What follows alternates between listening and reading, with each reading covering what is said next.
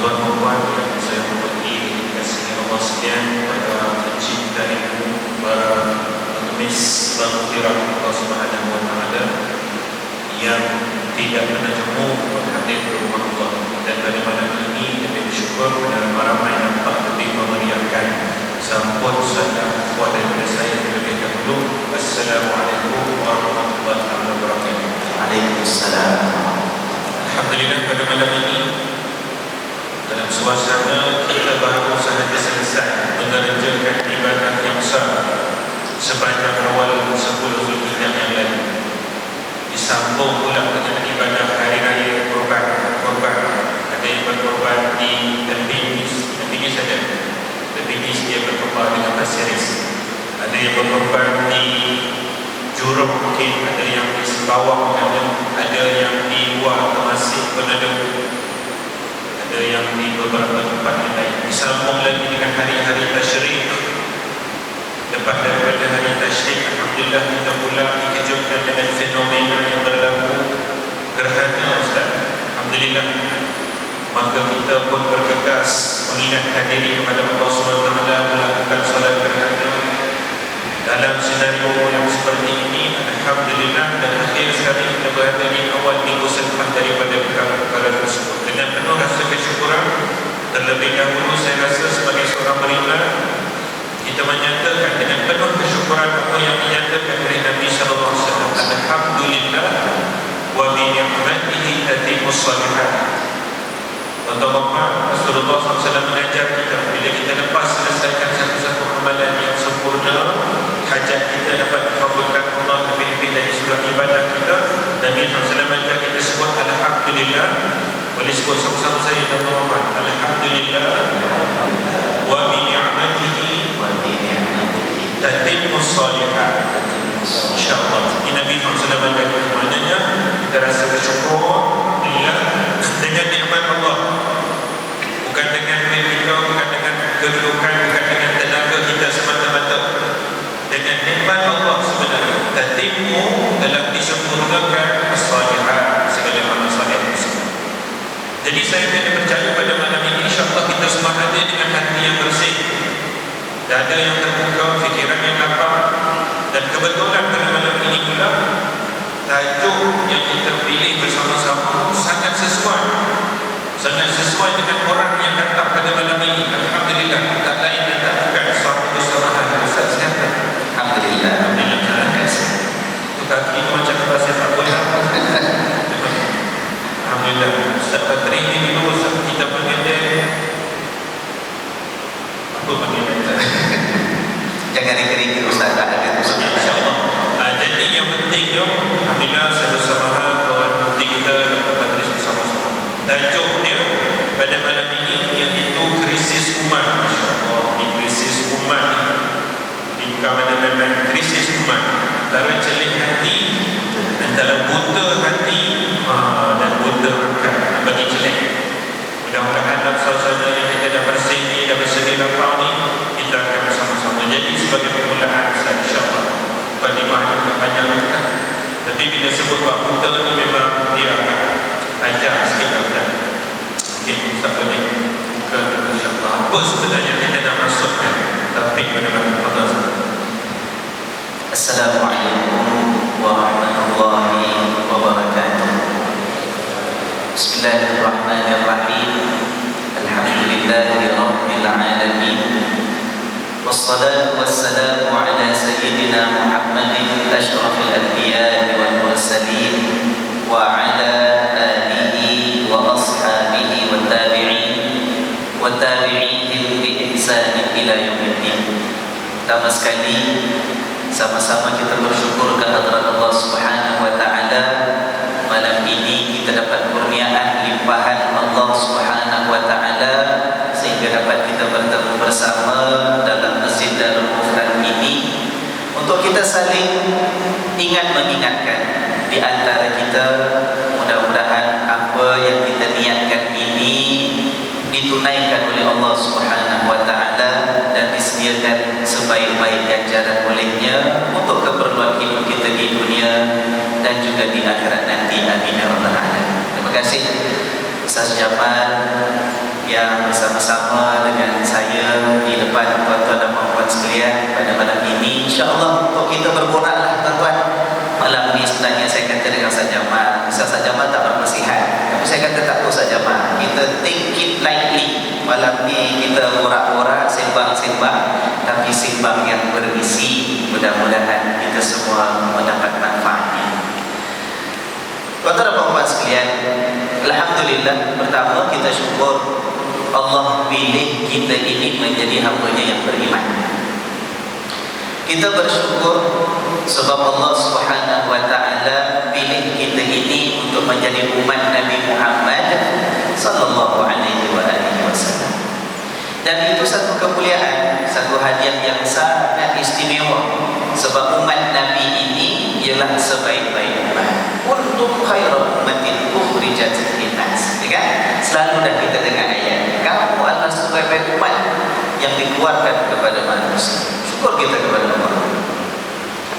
Namun sesuatu kemuliaan yang diberikan oleh Allah pastinya bukan sesuatu yang murah harganya. Kalau hadiah yang Allah nak beri itu hadiah yang istimewa, pasti ada harga dan nilainya.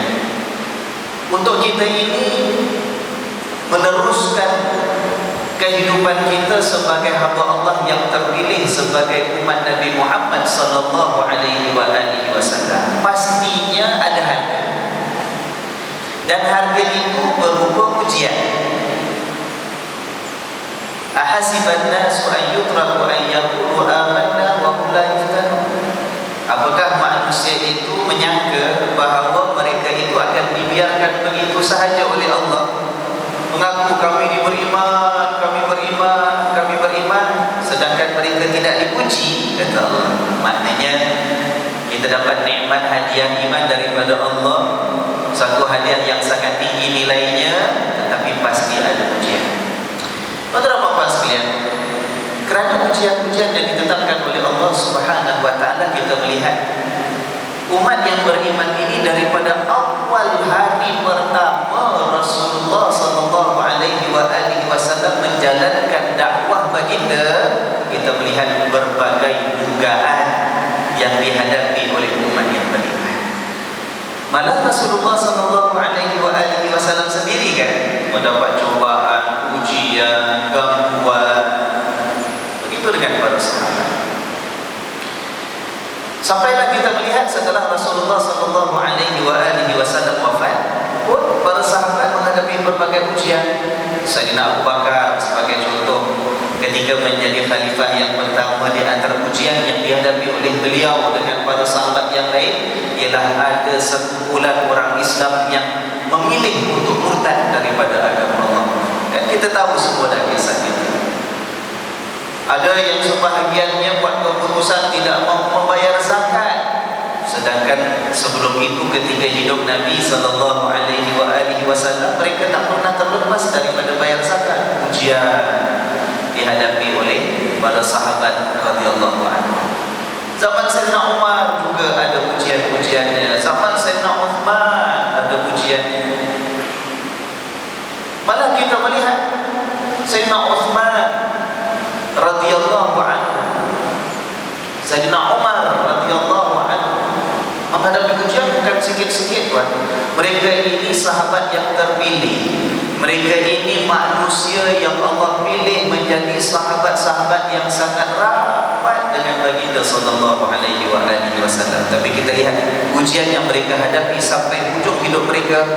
Mereka meninggal bukan di dalam rumah di atas katil yang empuk dengan dipicit badannya oleh orang-orang yang disayangi. Kita tahu sejarahnya kan saja Jamal. Mereka itu meninggal dunia dalam keadaan dibunuh. Subhanallah. Kematian yang begitu tragik yang berlaku kepada insan-insan yang kita yakini sebagai insan-insan mulia yang dipilih oleh Allah Subhanahu wa taala. Selepas zaman para sahabat, zaman tabi'in, daulah Umayyah, daulah Abbasiyah tak pernah habis daripada ujian. Krisis demi krisis dihadapi oleh umat Islam. Sampai kepada konflik peperangan Salibiyah Kemudian dalam sepanjang pemerintahan Daulah Uthmaniyah yang begitu gemilang juga tidak terlepas daripada menghadapi berbagai krisis, sampailah akhirnya Daulah Uthmaniyah itu tumbang, ya kan? Lalu kemudian kita melihat betapa dunia Islam, masyarakat Islam di berbagai penjuru dunia pada ketika itu menghadapi ujian dan krisis penjajahan, perpecahan berlaku, timbul krisis intelektual, krisis ilmu, krisis akal dan pemikiran. Sampailah pada hari ini, tuan-tuan, agak-agak kalau kita ditanya krisis umat Islam ini dah selesai ke belum, apa agak jawaban kita? Macam-macam krisis kita dapat lihat berlaku dalam dunia yang kita hidup di dalamnya. Itu di pentas dunia yang besar sepanjang sejarah yang begitu luas. Tetapi dalam kehidupan kita, dalam masyarakat kita juga, seringkali kita terdengar, seringkali kita ucapkan dan kita bincangkan dan kita perkatakan bahawa kita tak selesai daripada krisis, ya kan? Antara yang dibincangkan secara terbuka di antaranya ialah kesedaran kita bahawa kita sebagai masyarakat Islam yang tidak begitu besar bilangannya dalam negara yang begini kecil saiznya, kita masih lagi ketinggalan dalam beberapa bidang. Kita anggap ini sebagai krisis, dan memang dia menjadi krisis, ya kan? Dari segi pendidikan kita masih lagi belum sama dengan masyarakat agama yang lain. Dari segi kekuatan ekonomi kita masih lagi ketinggalan. Dari segi penyakit-penyakit sosial selalu kita bincangkan, masih banyak yang perlu kita atasi, ya kan? Jadi ini yang berlaku sepanjang sejarah sampailah pada hari ini, ataupun pada zaman kita pada hari ini. Nah, ini yang menjadi persoalan. Cuma dalam perbincangan tempoh yang mungkin tak panjang pada malam ini, saya dengan Ustaz Jamaluddin, insya-Allah kita nak lihatlah, mungkin ada 1-2 faktor yang menjadi sebab kepada krisis ini tidak dapat diselesaikan ataupun belum dapat kita selesaikan. Malah 1-2 faktor, 1-2 sebab yang menyebabkan krisis ini akan terus berpanjangan. Masa tak mengizinkan kita untuk mengupas sehelai demi sehelai sampai tuntas habis semua sekali. Itu memerlukan musyawarah, muktamar, seminar, usaha, mungkin mengambil masa 1 generasi, 2 generasi. Tapi mungkin dalam pertemuan kita yang singkat, yang ringkas pada malam ini, kita nak melihat 1-2 perkara. InsyaAllah kita melangkah sedikit demi sedikit. Mungkin dalam hidup kita, kita sendiri, mungkin kita tidak dapat menyelesaikan masalah dunia dan umat Islam seluruhnya. Tetapi mudah-mudahan insya-Allah dengan sedikit kesedaran yang kita pertingkatkan, dengan sedikit ilmu yang kita bangunkan, dengan sedikit keikhlasan yang terus kita suburkan, dengan sedikit kesedaran dan kemampuan kita untuk perbaiki keadaan, insya-Allah dia menjadi langkah-langkah kecil bersama-sama dengan seluruh umat yang ada. Akhirnya mudah-mudahan kita mengharapkan Allah Subhanahu wa taala memberikan jalan keluar kepada kita menghadapi segala krisis yang ada. Wallahu a'lam, itu adalah ketentuan Allah Subhanahu wa taala. Jadi alhamdulillah saya dengan Ustaz Jamal bincang apa kita nak borak-borak malam ni. Saya rasa kita nak lihat 2 aspek ataupun 2 sudut yang perlu kita berikan perhatian. Itulah yang dikatakan tadi, hati yang buta dengan akal yang buta. Yang mana pada pandangan saya lah, kalau kita perhatikan dalam kehidupan kita pada hari ini, dalam masyarakat kita pada hari ini, dalam diri kita pada hari ini, kita akan nampak ciri-cirinya.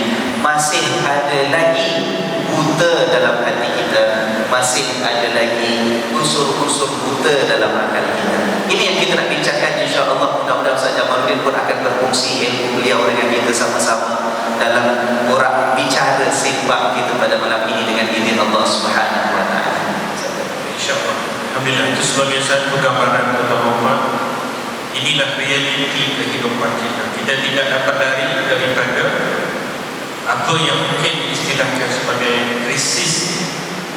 Namun seperti yang juga telah disebutkan, saya yakin dan percaya bahawa kita juga yakin dan percaya sebenarnya, walau bagaimanapun daripada sejarah yang telah berlaku sampai kepada realiti yang sedang berlaku pada hari ini. Bila kita bercakap tentang krisis umat, maknanya kita fokus kepada krisis atau kita katakan masalah, atau mungkin kita nak katakan cabaran yang besar dalam umat Islam kita. Umat Islam kita, kita yakin, Ustaz, kita yakin sebenarnya, kalau kita yakin bahawa di sana mesti ada sesuatu yang kita boleh jadikan sebagai penyebab utama, ataupun kita boleh kata penyelamat utama. Dia boleh berlaku krisis, dia boleh berlaku cabaran, perbalahan mungkin, perselisihan mungkin, tetapi ada hal yang sangat penting yang perlu dikena pasti dan dipahami bersama. Yang ini perlu sama-sama jaga, yang ini perlu sama-sama pelihara dan perbaiki, kerana ini penyelamat. Kalau tidak, tak ada siapa menang, tak ada siapa kalah, semua runtuh, semua akan jadi hancur. Yang rugi kita juga sendiri, umat Islam. Yang dalam suasana tadi pun tuan saya bersama seperti kita dah sebut, kita maklum ini hari ini seolah-olah terbukti, seolah-olah bukan betul saja pun, seolah-olah yang banyak negatifnya kita umat Islam. Betul tak tuan-tuan? Seolah-olah saya kata sebab kerana sebenarnya kita hebat. Banyak juga yang cemerlang, bukan tak ada, tapi seolah-olah yang dinampakkan kita ni banyak saja yang negatif. Masalah remaja, Masya Allah. Masalah rumah tangga, subhanallah, Melayu kita yang champion. Kalau masalah dadah, masalah sumbang, Masya Allah. Jadi seolah-olah hanya begitu. Yang ini yang akan makin semakin menghakis kita punya perasaan apa kita kata, semangat keimanan kita mungkin. Jadi kita nak, kalau boleh, kita teruskan pada malam ini, Ustaz. Tapi saja Pak, saya nak nyambung sikit. Yalah, kita sebagai umat Islam sejaman yang seringkali kita mendengar orang suarakan luahan rasa tak senang, rasa tersinggung apabila balik-balik orang cakap pasal yang punya banyak krisis umat Islam, ya kan? Kita pun bingit, telinga kita panas nak cakap pasal keadaan sosial ke masalah penyakit. Balik-balik orang Melayu yang dikatakan ketinggalan, orang Melayu yang dikatakan banyak masalah. Orang Islam, jangan kata kat Singapura, di rantau ini, di dunia ini, mana-mana orang kata orang Islam lah buat masalah. Itu yang Ustaz Jamal katakan tadi. Kita pun tak rasa senang. Tapi bagi saya, mari, daripada kita ini asyik nak cakap kita marah, asyik nak cakap kita ni tak suka, asyik nak kata kita tersinggung, asyik nak apa ni, nak betulkan kata-kata orang. Pada saya, di sebalik sebutan-sebutan tentang masalah-masalah yang banyak dihadapi oleh umat Islam, saya rasa di sebalik itu ada sesuatu nilai positifnya. Nilai positifnya apa? Tuan-tuan, kita tahu realitinya bahawa dalam hidup manusia dalam dunia pada hari ini, yang ada masalah bukan orang Islam saja, betul tak? Yang ada krisis bukan orang Islam sahaja. Mungkin bentuk masalah dan cabarannya berbeza. Orang Islam ada cabarannya, yang bukan Islam pun banyak cabaran mereka juga. Cuma bila banyak disebut tentang kenapa orang Islam begitu, kenapa orang Islam begini, pada saya ada satu unsur positif kalau dapat kita jadikan sebagai sesuatu yang membantu kita. Iaitu apa? Bila orang asyik kata kenapa kita begitu, kenapa kita begini, secara tidak langsung itu adalah satu pengiktirafan bahawa kita ini sebagai umat Nabi Muhammad SAW tak sepatutnya ada masalah ini. Tuan-tuan ya, saya nak tanya, kalau tuan-tuan pergi kedai buah, katalah nak beli buah mangga, ya kan? Kedai buah tu, buah mangga ada macam-macam, ya kan? Ada mungkin yang sekilo $3, ada yang mungkin dalam bakul tu sekilo cuma $2 je. Tapi mungkin ada yang mahal, tak import daripada mana ya. Sekarang kalau buah mangga paling mahal dari mana Ustaz?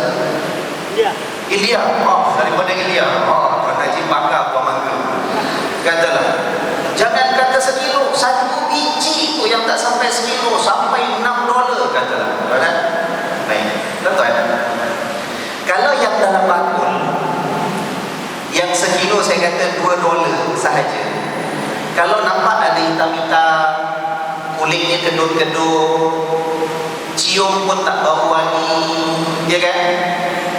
Kita ada masalah.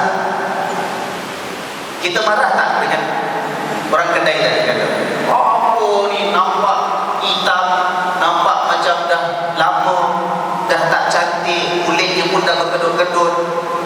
Tak ada orang nak komplain dengan tauhid kedai buah. Pasal apa? Memang harganya cuma $2, memang standard mangga yang murah. Memang patutlah. Orang tak buat bising kalau mangga murah itu hitam. Betul? Tapi kalau kita tengok yang meja sebelah, yang daripada mana tadi? India bagaimana tak tahu dia?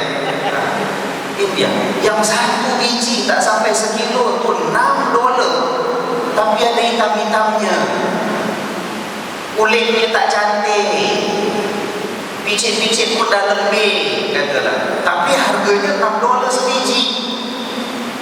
Patut tak kita bising dengan topi kedai? Betul kan? Pasal apa?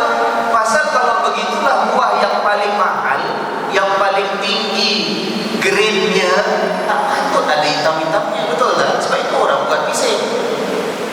Kalau ada umat yang tidak mau beriman, umat yang memilih untuk tidak mau mentaati Allah, kalau memang ada umat yang tidak mau membezakan antara yang baik dengan yang buruk, kalau begitulah pilihan hidup mereka, kalau mereka menghadapi krisis, orang tak bising, memang patut. Oh, memang dia pilih macam tu. Tapi bila umat Islam ini dikatakan, kenapa umat Islam begitu, kenapa umat Islam begini, pada saya, kita boleh pilih satu antara dua. Sama ada kita nak marah, kata kita tersinggung awak kata demikian, ataupun kita memikirkan apakah mungkin itu satu pengiktirafan. Sebab kita khairul ummah sepatutnya. Kita umat Nabi SAW. Kita umat yang beriman. Kita umat yang dijanjikan oleh Allah kejayaan dunia dan akhirat. Yang Allah kata, apa ayat itu? Wala tahinu wala tahzanu wa antumul a'lam. Jangan kamu rasa hina, jangan kamu rasa duka cita, sedangkan kamulah yang tinggi kedudukannya. Subhanallah. Kalau kita nak lihat dari sudut yang positif, subhanallah, dan saya harap kita punya kekuatan yang demikian. Kita tegur juga, kita lahirkan rasa agak tersinggung, ialah kita tersinggung orang kata kita gambarannya buruk sangat. Tapi ayo kita jadikan satu semangat, satu pengiktirafan bahawa memang tak patut kita khairul ummah punya lagi masalah-masalah dan cabaran yang seperti ini. Ayo, kalau betul kita ini tahu rasa malu, tahu rasa tersinggung, jalan keluarnya bukan hanya nak melawan cakap. Sebab kalau melawan cakap tak selesaikan masalah, ya kan? Tapi kita kembalikan, kita berusaha untuk mengembalikan kemuliaan yang Allah Subhanahu wa taala anugerahkan kepada kita. Minta maaf saja masih menyambung kata. Jazakumullah. Saya rasa sangat tertarik apa yang Tuan Mufti kita sama-sama sebut tadi. Saya rasa tuan-tuan puan secara tak langsung seolah-olah telah menampakkan kepada kita, inilah mungkin yang membezakan. Minta maaf tuan-tuan puan, saya gunakan istilah ni dalam topik kita, iaitu celik atau butanya hati seseorang. Ini yang membezakan. Minta maaf, tak izin dengan izin, saya ambil tuan-tuan semua guna istilah. Ini yang membezakan kita orang Islam ni celik atau tidak hati. Manakala kalau hati kita celik, insya-Allah ini cara kita, begini cara kita, begini cara persepsi kita. Sepatutnya melihat cabaran, melihat tuhmahan, melihat sesuatu yang dipandang negatif, tetapi itu dijadikan sebagai suatu modal, meninggikan, menaikkan dan mengembalikan, mengusahakan sebaliknya dengan sungguh-sungguh memperbaiki. Itu dia. Tapi inilah dia Ustaz yang kita nak bicara pada malam ini. Pasal buta. Wah, kecil kan orang dengar. Itulah, tak bukan di sini, insya-Allah yang sini, subhanallah, insya-Allah. Celik belaka ni insya-Allah. Mudah-mudahan dengan izin Allah, bukan celik mata saja, tapi mata hati tu celik insya-Allah. Dia minta Ustaz, saya nembak sikit di situ buat celik. Saya bawa balik daripada satu kawasan daerah di pergunungan Bali, Ustaz. Masya-Allah. Kampung pegunungan ni, tuan-tuan ada seorang ni, dia hidup dalam kampung gunung, dalam tengah hutan tu, dah memang kawasannya sangat-sangat dah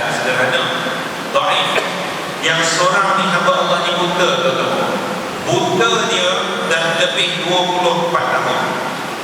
Hidup sendirian seorang diri, ayah mak dan tak ada seorang ustaz. Rumah dia subhanallah, rumah yang begitu sangat-sangat yang tak tahu layak sebuah rumah atau tidak. Tapi dia duduk seorang-seorang berpuluh tahun seorang dia dalam tengah hutan, dalam rumah buta. Bila saya datang, kawan yang lain bawa aku semua masuk dalam, lagi pergi jumpa tu. Bila dia sadar, dia pegang baju. Kawan dia tanya, kenal tak? Dia pegang baju saya, dia pegang baju. Ini bukan orang kampung ni, dia kenal. Dia kenal, ni bukan orang kampung ni. Kawan nak bawa tu, salam dia, siapa? Oh ni dia kenal nama. Ni Amir. Ini nama siapa? Dia kenal. Ini nama In'am, dia kenal. Masya Allah. Tanya lagi. Namanya Musta'lian. Namanya Musta'lian. Balik nama dia orang jaga Musta'lian. Pukul berapa sekarang ni? Di mana dia buka? Dia cakap bahasa Bali, tapi maksud dia, beritahu saya, maksud dia 3:30. Maknanya pukul 4:30. Saya tengok jam pukul 4:40. Betul? Ni kata buta mata, ni kadang-kadang celik hati. Sebab tu kita nak kata masalah hati sebenarnya. Ni Allah Ta'ala sebut dalam Quran. Dalam sebuah ayat Allah SWT sebut, فَإِنَّهَا لَا تَعْمَلْ قُلُوبُ فَإِنَّهَا لَا تَعْمَلْ أَبْصَارُ وَلَكِنْ تَعْمَلْ قُلُوبُ الَّتِي فِي الصُّدُورِ. Allah Ta'ala sebut tu dalam Quran. فَإِنَّهَا لَا تَعْمَلْ أَبْصَارُ. Sesungguhnya yang kadang-kadang kita jadi melatah, yang kadang-kadang kita jadi nak memberontak, kadang-kadang kita jadi tak boleh nak menerima, kadang-kadang kita jadi macam-macam ni. Ego yang berlaku ni sebab apa? Sebab dia bukan buta mata dia celik. Tapi Allah Ta'ala kata walakinna ta'mal qulub. Tapi sebenarnya buta dalam hati. Qulub, hati allati fi sudur, yang duduk dalam dada. Masya-Allah. Jadi Ustaz, balik pada Ustaz macam mana Ustaz? Saya rasa benda ini memang dah lama kita dengar. Daripada kecil kita belajar agama, selalu disebut guru-guru agama kita. Mungkin orang tua kita sendiri pernah ingatkan, biarlah kita hidup ini ada kecacatan luaran kita. Mungkin mata kita tengok tak jelas. Mungkin sebahagian kita dipuji oleh Allah dengan mata yang buta tak nampak. Tapi jangan sampai hati itu menjadi buta. Mata buta tak nampak, setakat tak nampak sinar matahari yang menerangi kehidupan permukaan bumi ini sahaja. Tetapi kalau hati yang buta tidak akan nampak jalan yang membawa kepada keridaan Allah, jalan yang membawa kepada hidayah Allah, jalan yang membawa kepada keselamatan dunia dan juga akhirat. Kita lihat ya tuan-tuan dan puan-puan sekalian. Dari tadi Ustaz Jamal cakap tentang orang buta hati, celik hati dan sebagainya. Mungkin kalau kita cuba senaraikan, kalau seorang manusia itu dikatakan sebagai buta hati, apa ciri-cirinya? Ataupun apa sikapnya? Ataupun mungkin apa tanda-tandanya ke depan? Kalau orang buta hati itu macam mana dia punya cara dia? Mungkin orang yang buta hati ini pertama sombong. Orang buta hati ini dia melihat dirinya itu yang paling tinggi, yang paling istimewa, yang paling mulia. Orang lain semua tak semulia dia. Itu di antara tanda dan ciri seorang yang hatinya buta. Kenapa kita katakan demikian? Sebab kalau seorang manusia dia merasakan dia itu yang paling mulia, dia merasakan dia itulah yang paling istimewa, dia merasakan orang lain semua tak standard macam dia, bermakna dia lupa, dia tak nampak. Di sebalik mungkin kelebihan-kelebihan yang dia miliki, kelebihan itu sebenarnya adalah kurniaan daripada yang maha tinggi, kurniaan daripada yang maha mulia, kurniaan daripada Allah Subhanahu wa ta'ala yang tidak ada yang lain lebih tinggi daripadanya. Buta mata dia, dalam mata di kepala memang belum sampai masa diizinkan untuk melihat zat Allah. Hatinya pun tak nampak kebesaran Allah. Bila hati tak nampak kebesaran Allah, yang dia nampak hanyalah kehebatan diri sendiri. Bila nampak kehebatan diri sendiri, timbul rasa sombong, bongkar, angkuh, ujub, rasa diri lebih daripada orang lain. Itu di antara ciri penyakit hati ataupun butanya hati. Bila hati sudah buta, lalu nampak kesannya dalam bentuk keangkuhan dan kesombongan, orang seperti ini, kalau dia aniaya orang lain, dia tak rasa bersalah, Ustaz. Rasa bersalah. Dia cekik darah orang ke, dia pijak kepala orang ke, mana dia peduli Ustaz? Ini bahaya Ustaz. Kenapa dia tak peduli pasal dia rasa orang lain? Alah, siapa aja ini son lah orang. Boyan kan. Kita mahu saja boleh ke orang boyan. Aku ini. Nah, kita lihat itu rentetannya akan membawa kepada krisis kan? Krisis. Dalam rumah tangga timbul krisis. Sebelum kita cakap tentang masyarakat, negara, rantau, dunia, sikap seperti itu membawa kepada krisis dalam rumah tangga. Suami merasakan diri hanya betul, istrinya tak ada sikit pun yang patut didengar nasihatnya, yang patut didengar tegurannya, yang patut dibantu, diringankan penat lelahnya. Sebab dia rasa aku ni suami itulah yang menentukan kau masuk surga ataupun tidak. Kalau budak-budak sekarang, Allah, ya kan? Ataupun sebaliknya, kalau isteri yang punya sikap seperti ini, kenapa? Sebab sama-sama lupa. Kadang-kadang saya tak tahu saja baru tengok televisi ke tidak. Saja boleh orang baik-baik dia jarang tengok TV. Saya banyak tengok TV. Baru kita berapa hari lepas ada rancangan apa tu Season Suria yang ada cerita apa ni, talk show apa, ada Rila dengan apa, lawyer tu kan. Cerita pasal apa kemarin? Cerita kalau isteri bekerja, ataupun isteri gajinya lebih besar, ataupun isteri itulah yang menyumbang kepada nafkah keluarga, suami itu pasal gajinya kecil, kelulusannya rendah, disuruh duduk kat rumah, jaga anak-anak. Sebahagian keluarga kita macam itu. Kalau bincang dengan baik, mungkin itu jalan keluar yang terbaik untuk mereka.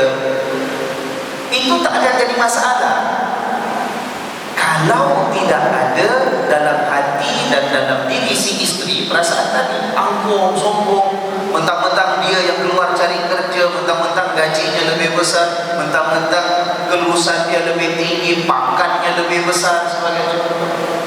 Timbul krisis. Kenapa? Sebab lupa hati masing-masing tidak nampak Allah. Ya kan? Dalam kehidupan dunia begitu juga. Itu di antara cirinya Ustaz. Bila hati dah buta, gitulah sombong. Bila sombong, tak peduli kalau aniaya orang. Orang sombong juga. Ustaz Jamal kadang-kadang saya rasa sedih lah tengok kita sebagian kita solat juga, datang masjid, Masya Allah, masjid Darul Kufran berkat Ustaz Jamal ini jadi imam, makin ramai jamaahnya. Kalau terawih sampai mana Ustaz jamaah? Sampai luar. Allah, ya. Tapi sedih. Ada sebahagian kita datang masjid juga, jemaah masjid juga, tapi mengata orang kadang-kadang subhanallah, astagfirullahaladzim, ya kan? Kenapa boleh kan begitu sekali? Kenapa? Sebab ada kebutaan dalam hati. Kalau hati itu tadi celik, dia akan tahu, dia akan merasakan bahawa yang aku belajar ke, yang aku tahu ke, mungkin aku dirasa aku lebih pandai sedikit daripada orang lain, sebenarnya tak boleh jadi sebab untuk aku merasa bangga dengan orang sampai mengata orang, menghina orang, menyebut keaiban orang, menjatuhkan nama baik orang. Tapi ini banyak berlaku dalam kehidupan kita pada hari ini. Nah, ini di antara ciri hati yang buta. Macam Ustaz Jamaluddin tadi katakan, bacakan ayat Allah. Allah kata yang buta tu bukan mata, walakin ta'mal qulubul lati fis sudur. Yang buta itulah hati yang ada dalam dada kita. Sebab itu sebelum kita sambung lebih lanjut lagi, kalau kita lihat, sebab itu Rasulullah SAW dalam banyak hadis baginda cakap tentang pentingnya pelihara hati, jaga sifat-sifat akhlak kita, niat kita, elak daripada penyakit-penyakit hati. Nabi ada sebut pasal buruknya bahaya al-kibr ataupun takabur, buruknya al-ujub, macam-macam penyakit yang disebut oleh Rasulullah SAW. Jadi akhirnya kita nak hati kita ni baik, supaya dalam kehidupan keluarga, hati yang ingat Allah, hati yang merendah diri kepada Allah, menjadi hati yang celik, tidak buta. InsyaAllah dalam keluarga kurang krisisnya, kalaupun ada tak banyak. Dalam masyarakat pun kurang krisisnya. Sebab kita ini menghadapi krisis dalam masyarakat. Kita perlu saling mengukuh kan, tuan-tuan. Ustaz Jamaluddin dengan saya, walaupun saya di kampung lain, Ustaz Jamaluddin tercampak jauh kat Tampines ni, kita ni Ustaz Jamaluddin dengan saya ni bukan satu sekolah pun, bukan. Dan kata orang tu kalau nak ikut orientation, aliran pemikiran, saya dengan Ustaz Jamaluddin ada perbezaan, Ustaz. Kadang-kadang ada perbezaan pandangan saya dengan Ustaz Jamaluddin. Tetapi apabila hati itu tidak kita biarkan sampai menjadi buta, insya-Allah perbezaan apapun yang ada tidak menghalang kita untuk bekerja sama, untuk saling mengingatkan antara satu dengan yang lain, untuk saling sokong menyokong. Kita menghadapi banyak lagi cabaran dalam masyarakat. Yang kita perlukan ialah kesatuan. Yang kita perlukan ialah bantuan daripada Allah. Yang kita perlukan ialah kekuatan kita untuk saling doa, mendoakan antara satu dengan yang lain. Kalau itu tidak ada, kerana hati kita buta, sampai kita tidak sudi untuk mengukuhkan kesatuan di antara kita, macam mana kita nak hadapi cabaran yang banyak masih melanda kita, ya kan? Jadi itu insya-Allah kita faham bila Nabi SAW mengatakan dalam tubuh kita ni kan ada apa? Seketul daging, ya kan? Kalau daging itu baik, baiklah seluruh tubuhnya. Kalau daging itu busuk, busuklah seluruhnya, ya kan? Cuma satu, tuan-tuan. Kita bincang dari tadi tentang masalah hati yang buta sebab tidak dijaga kemurnian dan kebersihan. Tapi kita kena juga berhati-hati. Jangan pula kita jadi di ada ekstrim. Ini yang patut saja boleh saya nak tanya juga di pendapat beliau macam mana. Di ada ekstrim, melampau yang satu bahagian lagi. Ada pula sebahagian daripada kita menyedari hati ni jangan sampai buta, ya kan? Hati kita ni mesti celik, hati kita mesti baik, hati kita mesti dielakkan daripada penyakit. Lalu ada sebahagian orang jaga sangat apa yang perlu dilakukan untuk bersihkan hati, tapi akhirnya tak seimbang, tuan. Ya kan? Macam mana saya katakan demikian? Tuan-tuan, kalau kita baca di antara aliran dan amalan-amalan yang dilakukan oleh sebahagian umat Islam daripada dulu, sebahagian umat Islam yang juga ramai daripada kalangan ulama yang mengamalkan dan mengajar, ada yang namanya aliran tarikat dan tasawuf. Alhamdulillah, ya, dengan niat yang murni untuk menjaga hati, pelihara jangan sampai melekat penyakit dalam diri. Sebab itu ada syekhnya, ada gurunya, ada ataupun istilah apa lagi ya, mursyidnya, ya, yang memimpin, yang mengajar, semuanya niat yang baik. Alhamdulillah. Tapi kalau kita baca, ada kadang-kadang kita boleh terjumpa beberapa penulisan sebagian ulama yang agak menegur, tapi bukan menegur semua, menegur sebahagian aliran-aliran tasawuf, ya kan? Kenapa ditegur sebahagiannya? Sebab ada sebahagian aliran tasawuf ataupun tarikat yang terlalu jaga bahagian hati, amalannya, zikir dan sebagainya, tetapi mengabaikan satu lagi aspek, yaitu apa? Yaitu melengkapkan ilmu dan pengetahuan. Ini yang selalu disebut malah Al-Imam Syafi'i kan saja menurutnya. Al-Imam Syafi'i sendiri menegur kalau ada yang sebahagian kumpulan tasawuf ataupun amalan sebahagian yang menjaga tasawufnya tetapi mengabaikan ilmu syariat, tak boleh. Dia mesti jalan seiring. Ya, sama ada nak tasawuf ke tidak ke, tapi kalau nak tasawuf, alhamdulillah, nak jaga kemurnian hati, jangan sampai hatinya buta, kenalah diseimbangkan dengan apa? Dengan akalnya juga jangan sampai buta. Apa pandangan Ustaz Jamaluddin? Ada tak orang Tampines yang macam ataupun yang Ustaz Jamaluddin pernah jumpa lah nasihat-nasihat orang? Ada sebagai orang mungkin sampai tidak mengambil berat, patut suruh belajar, tak nak belajar, suruh datang majlis ilmu, tak nak, ya kan? Macam mana Ustaz? InsyaAllah. Satu soalan yang agak berat sekali, saya bersama kita memasukkan kita dalam satu bab. Tapi saya kira ini suatu yang kita harus bincangkan secara terbuka. saya. Ini juga termasuk dalam krisis. Sebenarnya sebelum daripada itu tadi banyak yang Tuan Syed Muhammad telah sebut yang saya rasa lebih mendasari permasalahan yang kita sedang bicara pada malam ini. iaitu berhubung dengan ilmu tadi, ya, berhubung dengan ilmu. Sebenarnya bagi saya tidak ada masalah ada ikut apa aliran pun, aliran tarikat, tasawuf, aliran yang ada menamakan dia sebagai penyucian jiwa, aliran Asy'ariyah, aliran Maturidiyah, aliran apa, silakan. Tetapi anda harus berpaut benar-benar kepada ilmu, disiplin ilmu, adab ilmu, dan etika orang berilmu. Kadang-kadang kita menampakkan diri kita menamakan. Kadang-kadang, tuan-tuan, saya sebut ini, saya minta maaf dulu, saya sebut sebab ini pengamatan. Kadang-kadang kita menampakkan diri kita ini sebagai seorang yang kononnya ahli dalam bidang itu, dalam bidang aliran itu. Tapi sebenarnya ilmu kita di mana? Yang itu yang tadi akhirnya kita balik kepada namanya buta hati. Yang buta hati ini dia jadi buta puncanya sebab kerana ilmu sinaran cahaya itu tidak ada. Saya rasa begitu. Sebab itu tadi bila disebut nama Imam Syafi'i rahimahullah, apabila dulu kita ingat, sangat ingat, saya dari kecil, saya tuan-tuan bersama kita pun hafal bait syair ini tentang masalah apabila Imam Syafi'i tinggal kecil-kecil, dia menghafal hafalannya lupa. Dia ada seorang guru, gurunya nama Waqi' bin Jarrah As-Salusi, seorang tokoh ulama hadis yang sangat dihormati. Dia kata, syakawtu ila Waqi'in an su'i hifzi fa arsyadani ila tarkil ma'asi wa awsani bi anna al-'ilma nurun wa nurullah la yuhda lil 'asi. Kata Imam Syafi'i, aku mengadu kepada guruku yang bernama Waqi' tentang su'a hifzi, tentang sekarang ini rasa hafalan saya lupa, hafal lupa, ingat sekejap lupa, ingat sekejap lupa, letak kunci kat mana balik lupa pula. Kena hitam sekali. Itu macam-macam suka kan. Astagfirullah.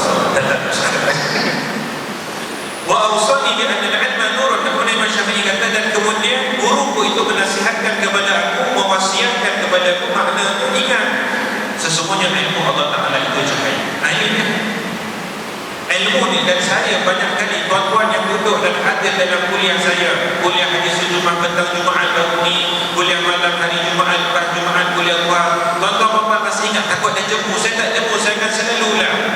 Saya selalu ulang dan saya beritahu tuan-tuan, ilmu ini bukan adalah maklumat yang banyak anda dapat di dalam akal fikiran, yang ada Google banyak anda dapat masuk dalam akal fikiran. Itu bukan ilmu, itu adalah maklumat. Ilmu ni ada something, sebab Imam Syafi'i kata ilmu tu cahaya. Guru Imam Syafi'i bagi tahu kepada kita, ketahuilah wahai anak muridku, sesungguhnya ilmu itu cahaya, dan cahaya Allah sebenarnya tidak duduk dalam bekas yang kotor. Nurullah la yuhda lil 'asi.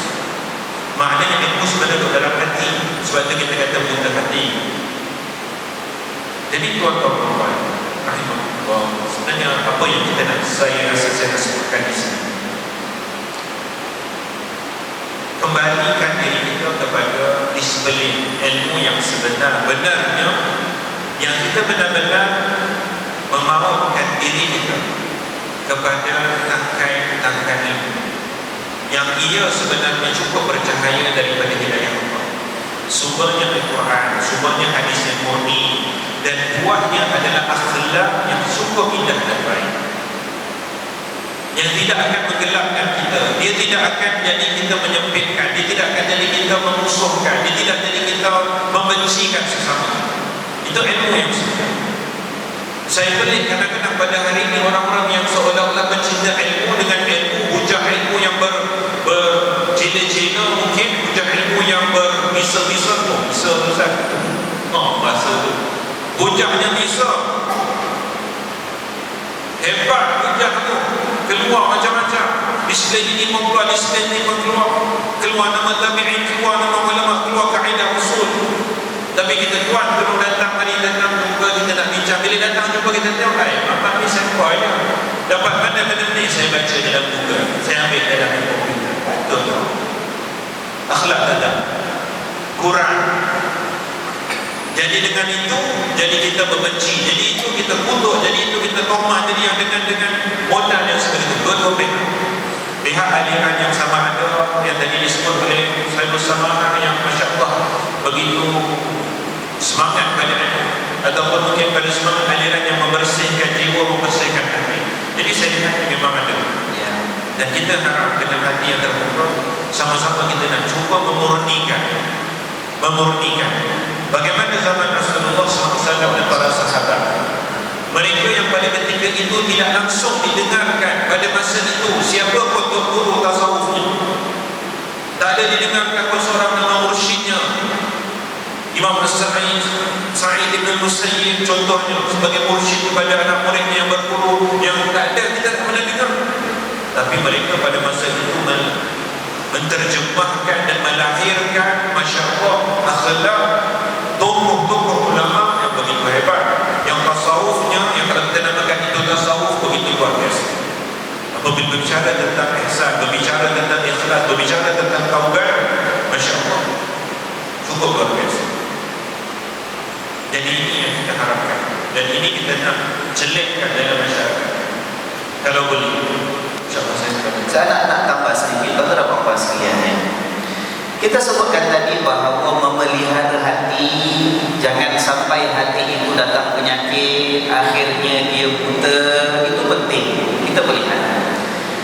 Dan untuk memelihara itu kita katakan tadi ada sebahagian yang mengikuti aliran ataupun pengamalan kumpulan jamaah tasawuf ataupun tarikan. Alhamdulillah, mudah-mudahan dapat pimpinan yang baik daripada guru, mursyid dan syekh yang berilmu, yang mengajak sama-sama memerhatikan penyakit jangan sampai hingga dalam hati. Cuma yang kita bincangkan tadi ialah jangan hanya tengok hati sahaja, sebab hati itu kalau kita nak pelihara jangan sampai buta, tetapi kita tidak mahu mendalami ataupun mempertingkatkan ilmu, langsung kita abaikan keperluan ilmu yang begitu sangat penting dalam Islam, akhirnya buta juga hati kita. Itu jadi masalah. Cuma saya nak sebut satu saja Maluddin ya. Saya tengok aliran-aliran mungkin sebagian tren yang berlaku dalam dunia umat Islam pada hari ini. Mungkin kita pernah terjumpa segelintir masyarakat kita ataupun umat Islam yang kita katakan sebagai terlalu ekstrim, terlalu sangat jaga hati, terlalu sangat jaga bahagian amalan-amalan nak bersihkan hati, ya kan? Sampai mengabaikan ilmu. Dia tak kisah dah mana yang ikut syariat, mana tak ikut syariat, mana ikut panduan Nabi, mana tak ikut. Dia kalau amalkan pun main sembrono aja. Yang penting hati masih baik-baik, kata dia. Ya, wirid-wirid mesti banyak, zikir-zikir mesti banyak, ya kan? Tapi ilmu tak nak diperkukuhkan. Nah, lalu datang satu pula aliran yang cuba berhadapan dengan aliran yang tadi. Aliran yang cuba menghadapi mereka ini pula ialah satu aliran di mana ada sebagian umat Islam mencari ilmu, mengukuhkan ilmu, belajar syariat, belajar hadis, belajar tentang madhab, belajar tentang fikih, buat perbandingan, buka kitab itu, kitab ini. Dengan tujuan apa? Kita nak betulkan kesalahan orang-orang yang terlalu pentingkan hati kononnya, amalan tasawuf kononnya, tapi tak nak ambil berat tentang ilmu. Satu kumpulan datang untuk betulkan mereka. Berikan perhatian pada ilmu. Kalau nak berujar macam Ustaz, jangan berikan kata bisa ya. Berbisa betul hujah dan ilmu dia. Tapi percayalah tuan-tuan, itu juga boleh menimbulkan satu lagi bahagian ekstrim yang lain, ya kan? Yang satu tadi terlalu hati, tapi akalnya tidak diberkayakan dengan ilmu. Yang ini pula lompokkan maklumat, macam-macam hadis dia hafal, macam-macam kitab fikih dia buka, buat perbandingan itu, perbandingan ini, tapi hatinya dibiarkan tidak terisi dengan cahaya Allah Subhanahu wa taala. Bila itu tidak ada, yang Ustaz Jamaluddin sebutkan tadi, akhlaknya jadi masalah, tutur bicaranya jadi masalah, sikapnya jadi masalah, tegurannya itu bukan teguran tetapi kebiadaban kadang-kadang, ya kan? Kerana dia rasa ada ilmu, dia rasa dia baru dapat, dia rasa dapat hidayah Ustaz. Oh, dah tahu beza mana yang hak, mana yang batil Ustaz. Allah, kena hati-hati tuan. Sampai Ustaz pun tak nampak yang hak. Dia nampak lah Ustaz. Pada dia Ustaz pun tak pandai macam dia. Allahu Akbar. Tuan-tuan, saya minta maaf lah tadi Ustaz Jamaluddin bila buka majlis mula-mula bakul-bakul minta maaf dulu. Takut yang yang kita bincang malam ni dengan tajuk demikian rupa, takut kita jadi sesi hentam orang pula. Na'udzubillah. Ini bukan sesi untuk Ustaz Jamaluddin dengan saya nak hentam grup tu, hentam grup ni. Habis siapa yang betul Ustaz? Tak. Kita nak ada keseimbangan. Sebab bila hilang keseimbangan, itu yang krisis akan terus memanjang. Perlu ada keseimbangan dalam semua aspek kehidupan kita. Dalam keluarga mesti ada keseimbangan, dalam individu mesti ada keseimbangan, dalam masyarakat perlu ada keseimbangan. Maka dalam hubungan antara kelompok dalam umat ini perlu ada keseimbangan. Tuan-tuan, ayo kita perbaiki diri. Sebab Rasulullah SAW kan dah ingatkan dalam hadis yang selalu kita dengar, maghbunun man istawa yauma, rugi orang yang 2 harinya sama. Kalau hari ini dia tidak cuba memperbaiki keadaan dia semalam, kalau esok tidak berusaha memperbaiki apa yang ada pada hari ini, ya kan? Ayo kita perbaiki, kita usahakan keseimbangan. Kalau kita lihat tuan-tuan, kalau kita lihat renung, perhatikan diri kita, katalah kalau kita dapati kita ini terlalu berikan perhatian kepada syariat, kepada ilmu, kepada hukum, sampai hilang adab, hilang dalam hati kita ini perasaan menghormati orang lain yang mungkin berbeza pandangan dengan kita, sampai hilang daripada hati kita ini rasa kasih sayang terhadap sesama saudara yang mengucap kalimah yang syahadah yang sama dengan kalimah syahadah yang kita ucapkan. Hilang rasa hormat, hilang rasa sayang. Tuan-tuan, itu salah satu petanda bahawa mungkin kita ada ilmu tapi hati kita buta, ya kan? Perbaiki. Ataupun kalau kita melihat dan kita merenung diri kita sendiri, kita dapati wah, kita ni cukup senang, sikit-sikit nak bersihkan hati, nak beramal banyak, zikir wirid kita memanjang, ikut tasawuf dan tarikan. Tapi bila kita semak-semak, rasa tak senang kalau diajak belajar.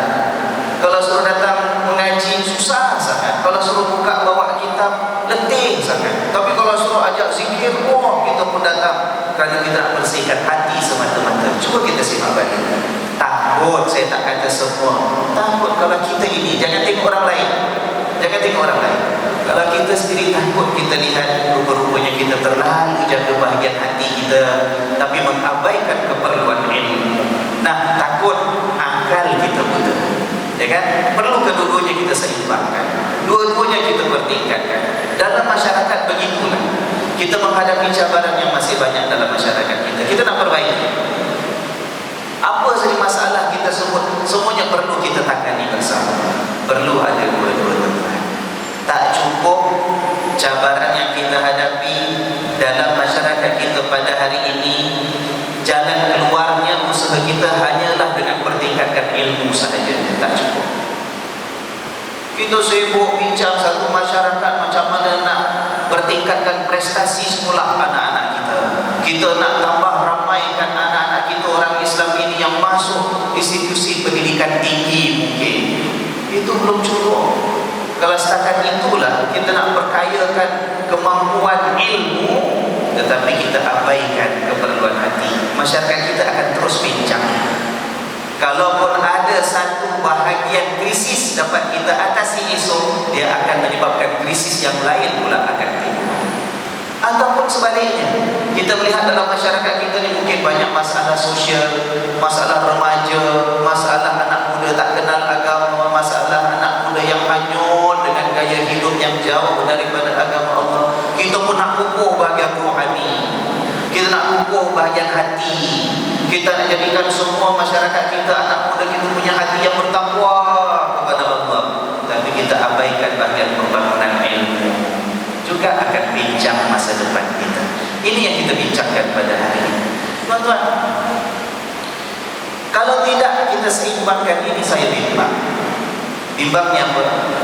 Bimbangnya kita ini akan, tanpa kita sedari, akan masuk dalam diri kita sebahagian daripada penyakit-penyakit golongan munafik. Amat kita bimbang. Kita baca dalam Al-Quran saya daripada awal ke surah Al-Baqarah kan, sudah ada cerita tentang golongan munafik. Kalau kita lihat awal surah Al-Baqarah, tak salah, ada cerita tentang orang beriman, kemudian cerita tentang orang yang kafir, kemudian cerita orang munafik. Nisa juga ada ayat-ayat. Dalam surah-surah yang lain sampaikan ada surah Al-Munafiqun, tentang orang munafik. Allah sebutkan itu semua bukan sebab Quran itu saja nak condemn orang munafik, tidak, tapi menjadi iktibar kepada kita. Ya kan? Bila tak seimbang, begitulah jadinya. Kita lihat tuan-tuan dia. Kerana sebahagian orang, kerana hatinya buta, hilang perasaan ihsan. Kadang-kadang beri kemanusiaan pun dah tak ada lah. Macam kita katakan tadi, dia aniaya orang, dia bunuh orang pun rasa tak bersalah. Kadang-kadang bila ilmu dan akal pula buta, juga tidak akan punya kefahaman. Bila buat salah, dia tak perasan benda itu salah, sebab tidak ada ilmunya, juga jadi masalah. Kita melihat ya, tiba-tiba saya teringat ayat dalam surah An-Nisa, sebab baru beberapa hari lepas saya perkatakan ayat ini dalam satu program usrah dengan pegawai-pegawai di MUIS sebahagiannya. Dalam surah An-Nisa ayat 77 kalau tak silap saya, Allah Subhanahu wa taala menegur golongan munafikin. Allah kata, alam tara ilal ladzina qila lahum kuffu aydiyakum. Apakah kamu yang Muhammad sallallahu alaihi wasallam tidak perhatikan kepada satu golongan yang dikatakan kepada mereka, tahan tangan-tangan kamu itu. Ini apa cerita ini? Kuffu aydiyakum. Allah perintahkan kepada mereka, tahan tangan kamu itu, tahan. Ini sebab pada satu ketika ada sekumpulan orang-orang munafik datang jumpa dengan Rasulullah sallallahu alaihi wasallam. Sibuk kata dengan Nabi, yang berkata, marilah kita bangkit angkat senjata, kita hadapi musuh. Padahal masa itu bukan masa perang pun. Tengah aman damai, tengah tenteram, tengah tak ada konflik, tengah tidak ada ancaman musuh tentera daripada Mekah nak serang Madinah, tengah tak ada, tengah aman damai Madinah. Tapi ada satu kumpulan orang munafik datang jumpa dengan Nabi SAW. Ya Muhammad, marilah kita bangkit, marilah kita masuk perang, kita perangi orang-orang yang kafir itu. Oh, kata budak-budak, action. Okay. Padahal belum ada perintah suasana untuk perang. Lalu kata Allah Subhanahu wa taala, sambungan ayat itu kata Allah, wa aqimus shalah wa atuz zakat. Tunaikan salat, dirikan salat, tunaikan zakat. Subhanallah. Apa maksud ayat? Yang pertama maksud ayat ini ialah jangan kita ini waktu tidak ada krisis ataupun konflik, tak perlu berperang, kita sibuk nak cari gaduh. Jangan. Nombor 2, jangan action berani, konon nak angkat senjata, nak tunjuk kehebatan kita, kepahlawanan kita, padahal ada benda yang waktu aman damai perlu kita lakukan sebagai asas sebelum nanti betul-betul datang masa untuk berperang dan berjuang. Yang ketiga, maksud ayat ini ialah waktu sedang tenang, waktu sedang aman, waktu belum ada perintah daripada Nabi SAW untuk masuk medan pertempuran, buat persiapan terlebih dahulu. Kuatkan diri, kuatkan masyarakat. Allah sebut 2 perintah yang utama. Apa dia? Wa aqimus shalah, dirikan salat. Wa atuz zakat, tunaikan zakat. Jangan waktu tidak ada masalah kita nak cari gaduh. Salah. Satu langkah yang keliru. Waktu aman kita persiapkan kekuatan kita. Melalui apa? Nombor 1, hubungan kita dengan Allah. Wa aqimus shalah. Hubungan kita dengan Allah sebagai hamba, kita dirikan salat, beribadat kepada Allah, duduk di hadapan kebesaran Allah. Dengan salat itu menguatkan hati kita, mengukuhkan jiwa kita, membersihkan diri kita. Inna salata tanha 'anil fahsya'i wal munkar. Salat itu mencegah daripada kemungkaran dan juga kekejian. Dan yang kedua, tunaikan zakat. Maknanya apa? Kukuhkan masyarakat. Tunaikan zakat adalah satu bentuk di mana kita saling prihatin akan keperluan orang lain. Kita punya kelebihan, hulurkan kepada mereka yang memerlukan. Buang sikap pentingkan diri sendiri. Buang sikap tamakkan harta dan kemewahan, kekayaan dan dimiliki sendiri. Tidak, fikirkan tentang keperluan masyarakat. Sambungan Allah Subhanahu wa taala selepas itu kata Allah, falamma, apa sambungan ayat itu ya? Falamma idza kutibal alam tara ilal ladina, apakah kamu tidak melihat kepada mereka yang qila lahum kufu aydiyakum, tahanlah tangan kamu, wa aqimus shalah wa atuz zakat. Apa sambungannya? Sambungannya maksudnya ialah apabila datang falamma kutibal qital, saja boleh tulis simakkan ayat sekejap ya. Bila datang masa nanti perintah untuk bangkit menghadapi musuh dalam pertempuran, idza fariqum minhum yakhshawna an-nasa ka khasyatillahi aw ashadda khasyah.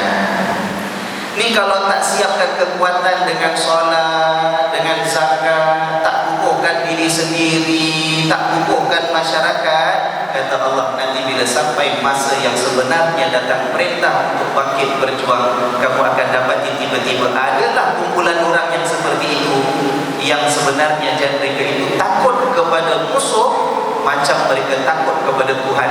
Malah mereka lebih takut kepada orang daripada takutkan Allah Subhanahu wa taala. Orang munafik lah. Wa qalu rabbana lima katabta alaina al-qital. Mereka akan kata waktu datang perintah untuk berjuang, ya Tuhan kami, kenapalah kau wajibkan kami untuk bertempur dan berjuang? Laula akhartana ila ajalin qarib. Nantilah besok lusa bolehlah ya Allah. Kemarin waktu tak ada musuh, action terror. Ya Rasulullah, ya Muhammad, bila kita nak berjuang, mari ayo angkat senjata. Waktu itu patutnya kuatkan diri, kuatkan masyarakat, kukuhkan solat, zakat sebagai antara yang penting. Itu diabaikan. Kukuhkan hati diabaikan, bangunkan kemampuan ilmu diabaikan, hubungan masyarakat dikorak-perandakan. Waktu aman damai. Nanti kalau betul-betul datang perintah ataupun masa untuk bangkit berjuang, orang itulah yang kemarin action berani itulah, kerana hati tidak dikukuhkan, masyarakat tidak dibangunkan, mereka akan kata dan berumur, ya Allah, kenapa nak pergi berjuang? Kenapa nak pergi pertahankan agama? Besok lusa boleh tak? Laula akhartana ila ajalin qarib. Allah wa malu company je tuan. Sebab itu saya katakan tadi, kalau ada apa-apa sekalian, perlu ada keseimbangan, ya kan? Kita ambil peluang keadaan apapun yang Allah letakkan kita sekarang ini. Kita prihatin tuan-tuan ya. Orang kalau hatinya celik, tidak buta, dia akan prihatin dengan kesengsaraan yang dihadapi dan ditanggung oleh orang lain, ya kan? Walaupun jauh beribu. Ada saudaranya yang sedang teraniaya, yang sedang diancam di negara-negara lain yang jauh. Di sini dirasa perihnya, dirasa prihatin, sengsara je sama. Tapi tuan, kesengsaraan itu, keprihatinan itu, kadang-kadang kemarahan yang ada dalam hati kita, bagaimana kita corakkan tindak tanduk kita? Bagaimana kemarahan itu kalaupun ada sedang membakar dalam hati kita, bagaimana itu kita ubah menjadi satu tenaga yang mendorong kita untuk memperbaiki keadaan yang ada. Bukan bermakna kita kat sini tak boleh buat apa-apa. Kita ada banyak lagi yang perlu kita lakukan. Kalau betul kita marah dengan kesaliman yang berlaku di mana-mana, ayo kita buat langkah-langkah kita bersama, ikut keadaan kita. Sebab itu kata Allah Subhanahu wa taala dalam ayat tadi menegur orang munafik, jangan sibuk kalau belum sampai masa untuk berperang, tapi ada tanggungjawab yang lain. Bangunkan kekuatan diri, bangunkan kekuatan masyarakat. Itu perlu kepada kekuatan hati, kecelikan hati, perlu kepada kebutuhan ilmu dan pengetahuan kita. Ayo. Tapi kalau kita hanya sibuk bising, kata dia, dan ini satu teguran kepada diri saya sendiri juga. Kalau kita hanya sibuk bising kadang itu kita tak kata tidak adil berlaku, kadang seperti tak sepatutnya berlaku, kita bising. tapi kita tidak bertindak, kita tidak melakukan sesuatu, kita tidak menyumbang, kita tidak mencurahkan pengorbanan jasa, bakti, tenaga, masa, fikiran kita. Yang sedang berniaga tidak menjadi peniaga yang meningkatkan kedudukan ekonomi masyarakat. Yang sedang menjadi pelajar tidak menguasai ilmu sampai menjadi pelajar yang cemerlang. Yang menjadi profesional sebagai contoh tidak punya semangat untuk berbakti kepada masyarakat. Kita hanya akan bising tetapi tidak mengubah apa-apa. Dan itu bukan sunnah yang ditunjukkan oleh Rasulullah sallallahu alaihi wasallam. Saya katakan demikian kenapa? Kita lihat ketika Rasulullah sallallahu alaihi wasallam berada di Makkah, begitu Nabi dicebur, begitu Nabi disakiti, begitu para sahabat dianiaya, begitu sebagian sahabat diazab dan disiksa, sampai ada yang terkorban nyawa kerana mempertahankan akidah dan keimanan mereka. Rasulullah SAW tetap jalankan tugas. Nabi keluar berbicara mengajak umatnya untuk beriman. Tapi kita perhatikan tuan-tuan, saya nak ajak tuan-tuan, perhatikan. Dalam keadaan yang begitu perih, dalam keadaan yang begitu genting, dalam keadaan yang begitu tertekan, kita perhatikan apakah ucapan-ucapan yang dilafazkan oleh Rasulullah SAW. Kita boleh buka kitab-kitab hadis, kita boleh melihat riwayat-riwayat kisah yang disampaikan oleh para sahabat Rasul radhiyallahu anhu. Nabi bila teruskan tugas, Nabi mengajak beriman, mari beriman kepada Allah. Aku di sini berikan amaran, khabar bahawa besok ada syurga, besok ada neraka. Siapa beriman selamat dunia dan akhirat. Siapa kufur kepada Allah maka akan dimusnahkan oleh Allah seperti umat-umat yang terdahulu. Itu kan secara umumnya dialog ataupun ucapan lafaz Rasul sallallahu alaihi wasallam. Nabi tak bangkit keluar marah mengutuk orang Mekah. Tuan, saya kata cuba cari. Ada Nabi keluar depan Kaabah, Nabi naik atas bukit kutuk, kamu ni semua keparat kan, kalau gunakan perkataan itulah alhamdulillah, ya kan? Tahu? Tak ada perkataan yang kasar Nabi itu mencaci maki orang kafir di Mekah. Tak ada. Tapi Nabi menyampaikan apa? Nabi menyampaikan khabar, Nabi menyampaikan wahyu, Nabi memberikan peringatan. Tapi tidak pernah Nabi menjatuhkan harga diri sendiri dengan menuturkan kalimat-kalimat yang tidak sewajarnya. Padahal Nabi sedang tertekan, para sahabat sedang disiksa, para sahabat tidak mempunyai peluang untuk beribadat kepada Allah terang-terangan. Allah. Sebab itu saya katakan, bukan sunnah Nabi kalau sekarang ini kita hanya mau meluahkan kemarahan semata-mata, tapi kita tidak melakukan sesuatu yang boleh mengubah keadaan. Rasulullah bercakap, tapi adabnya ada. Di sebalik percakapan, Nabi bekerja, Nabi bangunkan masyarakat, Nabi bantu sahabat, Nabi kukuhkan ikatan ukhuwah di dalam masyarakat yang ada sampai pindah ke Madinah. Tuan-tuan, saya nak tanya tuan-tuan. Kita tahu hadis Nabi itu banyak, betul tak? Berapa ribu semua saat ini? Puluhan ribu. Kalau yang dikumpulkan semua dengan hadis dhaif ke, banyak ribuan hadisnya, ya kan? Tapi cuba bayangkan, tetap bayangkan, agak-agak Nabi di Madinah selama lebih kurang 10 tahun, agak-agak lebih banyak Nabi bercakap ke lebih banyak masa Nabi bekerja?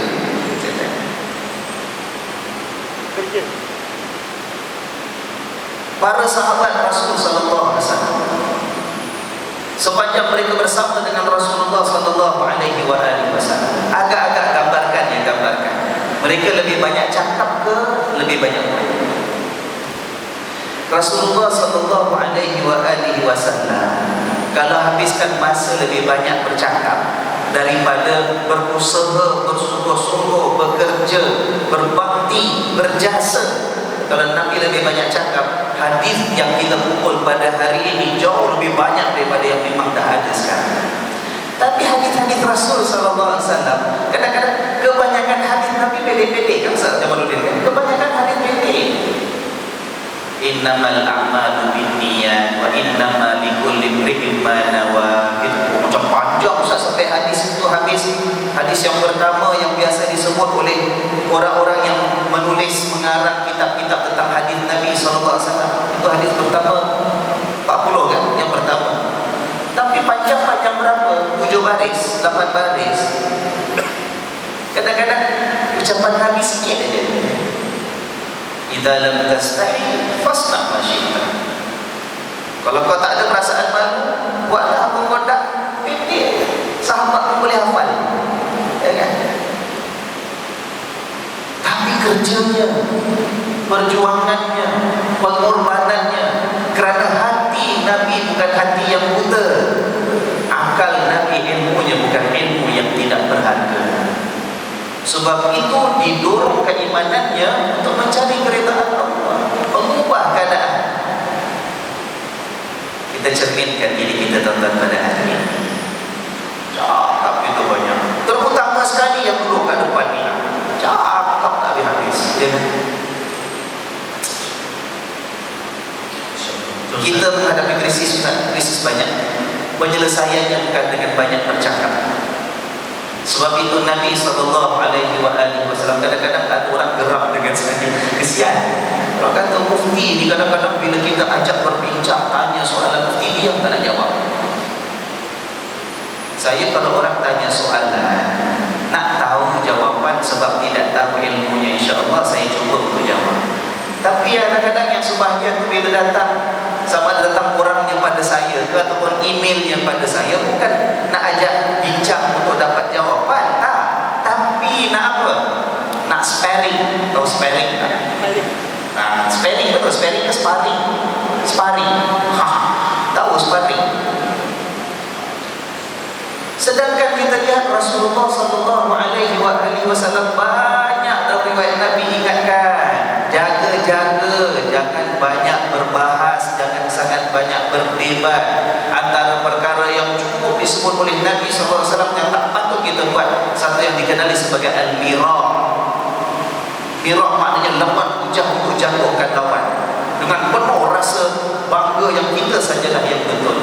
Inna lillahi wa inna ilaihi raji'un. Tak ada krisis boleh selesai kalau itu pendekatan kita. Tapi kalau kita punya hati yang celik, insya-Allah walaupun ilmu kita ilmu yang diberkati oleh Allah, kita sungguh-sungguh, kata Allah Subhanahu wa taala, wa qul' malu. Katakan ya Muhammad sallallahu alaihi wasallam, pesan pada umat, i'malu, kerja, buat usaha, bakti, i'malu fasayarallahu amalakum wa rasuluhu wal mu'minun. Nanti pada hari kiamat Allah, Rasulnya, orang-orang beriman akan melihat amalan dan usaha kamu. Itu yang Allah nak lihat. Ya kan? Jadi mudah-mudahan, ialah tak mau Ustaz Jamal panjang pula. Saya pula yang kata orang tu kontrol perbincangan pada malam ini. Mudah-mudahan Allah berikan kesedaran dan hidayah kepada kita semua. Tidak ada yang perlu dimohon maaf. Sebenarnya itu yang kami perlukan, dan saya rasa itu yang tuan-tuan ingin dengar daripada ketua kita, amir kita, daripada pemimpin agama kita. Dan ini yang saya rasa semangat seperti ini yang perlu untuk kita fahami. Dan sebelum daripada saya menyambung, insya-Allah ada sekarang ini sedang dijalankan seperti biasa, insya-Allah tugas kita untuk memberi peluang untuk tuan-tuan untuk berinfak pada malam ini, dan persilakan. Cuma sambil-sambil tu ada sedikit sebanyak saya nak orang kata info sikit, sambung sikit apa tadi Banyak pun boleh saya yang telah disebutkan oleh Sahabat Musamahat, antaranya yang berhubung dengan istilah mirah tadi. Saya kira ini salah satu daripada yang banyak berlaku pada hari ini, yang banyak tak perasan. Ramai kita tidak perasan. Puncanya banyak. Nanti saya nak sebut. Kalau tahu saya bersama hanya banyak masa untuk dan tuan-tuan puan ibu-ibu ke atas boleh tunggu berapa lama lagi? Boleh, insya-Allah. 1 jam boleh? Boleh. Ustaz Jamal banyak 2 jam. Saya dah habis dah. Ada tunjuk 3 Ustaz. 3 tu 3 minit ke 3 minit? Tak apa. Yang penting kami pun tak ada lama. Ustaz Putri boleh nama saya InsyaAllah. Saya nak beritahu lepas ni Ustaz, InsyaAllah kita nak berurusan sikit. Apa langkah kita nak ambil? Itu dia, langkah kita nak cuba atasi ni, nak bagi keseimbangan. Cuma sebelum tu saya nak sebut sikit tentang ni banyak berlaku pada hari ni, tuan-tuan puan. Apabila tadi mungkin kita sebut tentang ilmu, dah banyak diketengahkan, semangat belajar, semangat menuntut ilmu, cara mendapatkan ilmu pun hari ini telah banyak berkembang, mendapatkan maklumat. Dia timbul penyakit ni, mirah ni, tuan-tuan puan dengar baik-baik. Yang ini, mirah ni, dia bukan setakat berjidat, berdebat, tapi yang ini dia lebih daripada itu. Sebelum daripada mirah ni ada namanya jidat.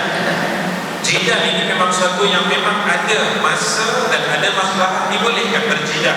Itu berdebat, berlawan cakap, banyak bercakap secara kita menggunakan hujah, akal, dan sebagainya. Tapi sampai ke peringkat ni yang haram ni namanya mirah. Mirah ni daripada kalimah apa tuan-tuan? Dia daripada kalimah riya. Riya dia jadi mirah. Maknanya nama riya tu kita dah tahu dah. Bila dia baca, bila dia kaji, bila dia dapatkan maklumat tu, tujuan dia nak tunjuk dia tahu. Dia nak melekeh orang lain. Dia nak salahkan orang lain. Macam tu. Jadi tujuan tu dah tak betul daripada awal.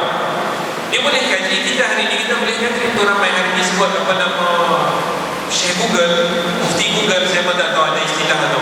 Sahabat saya seorang hantar gambar dekat WhatsApp, komputer tu letak putra atas komputer tu, Tak sampai. Tuan-tuan tahu putra saya pakai buat semayang tu. Tuan Mufti kita kena pakai buat, dipanggil putra bahasa Arab. Kita kata putra, letak atas teban tu, atas tu, letak Syekh Google. Ini masalah. Boleh dapat banyak maklumat. Lepas tu dia niat tu tadi, niat ambil tu dia nak bagi perkena kat orang, nak tunjuk, nak bagi orang ni salah, orang ni tak betul, orang ni aku betul ni, pandangan aku paling tepat ni. Akhirnya dia guna ini yang namanya mirah. Dan ini amat-amat besar dosa di sisi Allah SWT. Tuan-tuan boleh beli sebuah kitab namanya Dosa-Dosa Besar. Pengarangnya nama Imam Al-Zahabi rahimahullah, tokoh ulama hadis yang tak ada tolok bandingnya, dan diterjemahkan oleh guru kita, iaitu almarhum, siapa dia? Tuan Haji apa nama mufti kita Banten, Ahmad Ismail. Almarhum Ustaz Ahmad Ismail. Satu di penterjemah dia kitab Dosa-Dosa Besar ni, tuan-tuan beli, dalam tu baca, dalam tu ada bab tentang dosa-dosa mirah, sangat bahaya. Dan ini sedang berlaku banyak. Jadi sebab itu saya kata ini satu bab pertama saya nak sentuh. Saya nak sentuh satu lagi tuan-tuan, yang sangat-sangat yang saya kira penting. Tadi dia sebut banyak juga, iaitu tentang banyak. Ini saya kira punca lah. Nanti insyaAllah Tuan saya bersama akan sebutkan langkah-langkah dia. Saya nak sebut ini antara punca yang saya rasa sangat besar. Tadi pun Tuan saya bersama akan sebut berlakunya krisis yang semakin kadang-kadang merebak dan semakin menular ini. Sama ada aliran yang terlalu cinta kepada namanya ilmu sehingga lupa untuk mementingkan akhlak dan adab, ataupun satu yang mungkin aliran terlalu mementingkan kepada pembersihan, penyucian jiwa hati ini sehingga kadang-kadang lupa pula untuk mendisiplinkan diri dengan disiplin ilmu. Kedua-dua ni jadi kadang-kadang melanggar sangat-sangatnya sebab kerana penyakit ni yang tadi disebut awal-awal, penyakit sombong. Rasa kita ni rasa lebih hebat, rasa kita ni rasa lebih pandai, lebih besar, lebih bagus daripada orang lain. Yang ni dalam bahasa Arab namanya kibr. Dalam bahasa Arab namanya kibr. Dia ada adik-beradiknya. Adik-beradik itu ada namanya takabur, ada namanya riya, ada namanya sum'ah, ada namanya ujub. Itu semua sepupu sepapan kaum kerabat. Tapi dia punya pangkat, dia punya apa ni kita kata pokok dia, benih asal dia namanya kibr. Saya nak bacakan sebuah hadis yang teringat kebetulan Nabi SAW bersabda. Hadis ini diriwayatkan oleh Imam Al-Tirmidzi dan Imam Ahmad rahimahullah dalam kitab mereka. Seorang sahabat tiba-tiba Nabi sebut ni dengan sahabat, Nabi sebut tu, Nabi SAW kata la yadkhulul jannah, dalam sabda hadis hasan yang kuat untuk jadi SAW, la yadkhulul jannata man kana fi qalbihi mithqala dzarratin min kibr. Rasa besar ni, kibr ni kabur, kami ni besar kan? Kita tahu makna Allahu Akbar, besar. Kabur ni besar. Kibr ni maknanya sifat rasa besar. Nabi SAW kata, la yadkhulul jannah, tidak akan masuk syurga man kana fi qalbihi, siapa yang ada dalam hatinya mithqala dzarratin, walau sebesar zarah, walau sebesar zarah, kecil yang paling halus. Kata ulama syuruh hadis, kalau ada benda yang lebih halus daripada zarah, Nabi akan sebut. Sebab itu saya pelik bila saya dulu belajar sains juga, saya bersama belajar sains juga kat sekolah, masa kita belajar sains, bila benda kecil kita belajar kimia, benda kecil yang kecil tadi molekul zarah, diguna bahasa hadis zarah, nak tunjuk kecil sangat. Saya tak tahu hari ini diguna bahasa apa pula. Saya ingat Nabi sebut walau sebesar zarah, kalau ada dalam hati, dia tidak akan masuk syurga. Apa dia? Al-kibr, kata Nabi SAW. Kibr. Masa tu sahabat bila dengar, ada sahabat tanya balik, Nabi kata tidak akan masuk syurga barang siapa yang ada di dalam hatinya walau sebesar zarah, yang nama al-kibr tadi. Kemudian sahabat tanya balik, sahabat kata, wahai Rasulullah, bukankah sebahagian daripada kami suka kalau baju kami cantik, kalau sepatu yang kami pakai na'alain, sepatu lah kita kata, sandal kami pakai, sandal yang boleh cantik. Dia selalu beli sandal dulu tu dekat pasar malam ke mana, sekali-sekali dapat duit raya, kata rezeki kita nak beli sandal, belilah sandal apa tu, satu semua pakai sandal. Tak tahu saya. Selipar Jepun tahu? Luar selipar Jepun. Saya dulu pakai selipar Jepun kan, nak pakai yang jenama Pedro. Okey, tak boleh. Sahabat tanya, wahai Rasulullah, kami suka nak pakai baju yang kadang-kadang nak bagi cantik sikit, kadang-kadang nak pakai sepatu yang comel sikit, lawa sikit. Maksudnya sahabat tanya, ni termasuk ke kibir tadi, termasuk ke kami pakai macam ni, kira nak belagak ke? Nabi sebut, Nabi SAW kata, Inna Allah jamil yuhibbul jamal. Nabi SAW buka satu bab lain pula. Nabi SAW kata, sesungguhnya Allah cantik dan Allah suka kecantikan. Itu bab sifat Allah. Termasuk yang namanya jamal. Yang tu dia tak tahu nak duduk kat mana, tersaruk ke, termelungkut ke, Allah. Jadi yang penting, kemudian Nabi sambung lagi. Nabi sambung nak bagi tahu apa maksud sebenarnya al-kibr. Kata Rasulullah, al-kibru ghabtul haq. Ghabtul haq, minta maaf, ghabtul haq wa ghabtul nas. Nabi SAW sebut dua, tuan-tuan ingat, dua ciri sebenar yang namanya kibr ni, iaitu ghabtul haq wa ghabtul nas. Ghabtul haq, ghabtul haq ni maknanya apa? Maknanya, kata Nabi SAW, sebenarnya maksudnya Rasulullah kata begini, maknanya kalau kamu nak pakai cantik ke, nak pakai macam mana ke gaya itu, memang Allah cantik, Allah suka kecantikan masing-masing lah, yang rezeki halal, yang ikut kamu punya selera. Tetapi yang aku maksudkan, yang kibir ni, yang tak ada, siapa kalau ada sikit pun dalam hati masuk, tak boleh masuk syurga ni. Kata Nabi apa dia? Iaitu sifat dua ni, batrul haq. Maknanya kata ulama tafsir hadis, batrul ni maknanya menolak, menyanggah dengan tidak ada apa-apa alasan sesuatu yang hak, sesuatu yang benar. Sifat tidak boleh menerima kebenaran walaupun tahu itu kebenaran. Sifat menolak kebenaran semata-mata dengan atau apa, marah ke sentimen, dengan kecenderungan, dengan apa, ini batul, menolak kebenaran. Wa ghabtun nas, satu lagi yang masuk kita ni, ghabtun nas, memandang sedikit orang lain. Kalau saya boleh guna bahasa ghabtun nas, maknanya pandang rendah dekat orang lain. Inilah dia kita. Jadi kita tahu kadang-kadang yang berlaku sebab pencinta ilmu, yang kita tak tahu sebenarnya adakah sandaran sebenar, cetusan sebenar itu daripada niat ilmu atau sebenarnya niat apa. Tapi kadang-kadang dengan hujah ilmiah ni tadi, nak menentang dan menyalah orang tadi. Sebab apa? Sebab mungkin pandangan yakin dekat orang lain. Sebab apa? Sebab mungkin rasa dia tak boleh nak terima, mungkin ada khilaf, mungkin ada perselisihan, tapi tak boleh nak yakin juga. Nampak? pula lain juga mungkin yang sebab kerana semata-mata nak bersih hati nak apa sebab aku tak boleh terima yang hak. Kaedah, wasilah, cara dan metod yang mungkin yang kadang-kadang ada unsur, ada perkara dan sebagainya yang boleh buat perkara-perkara yang tak baik. Bila kita bagi tahu yang Nabi yang sebenar begitu begini dan kadang-kadang tak boleh terima juga. Sebab apa? Sebab batul haq wa batul nas. Jadi penyakit yang cukup bahaya sebenarnya. Saya katakan dan saya yakin dan percaya ini antara punca yang paling besar. Saya yakin dan saya percaya ini punca paling besar. Krisis bertambah hebat, susah untuk mencari jalan penyelesaian sebab penyakit kibir ini terlalu besar dalam masyarakat. Penyakit kita rasa kita besar. Dunia kita cukup besar. Kedudukan kita cukup hebat.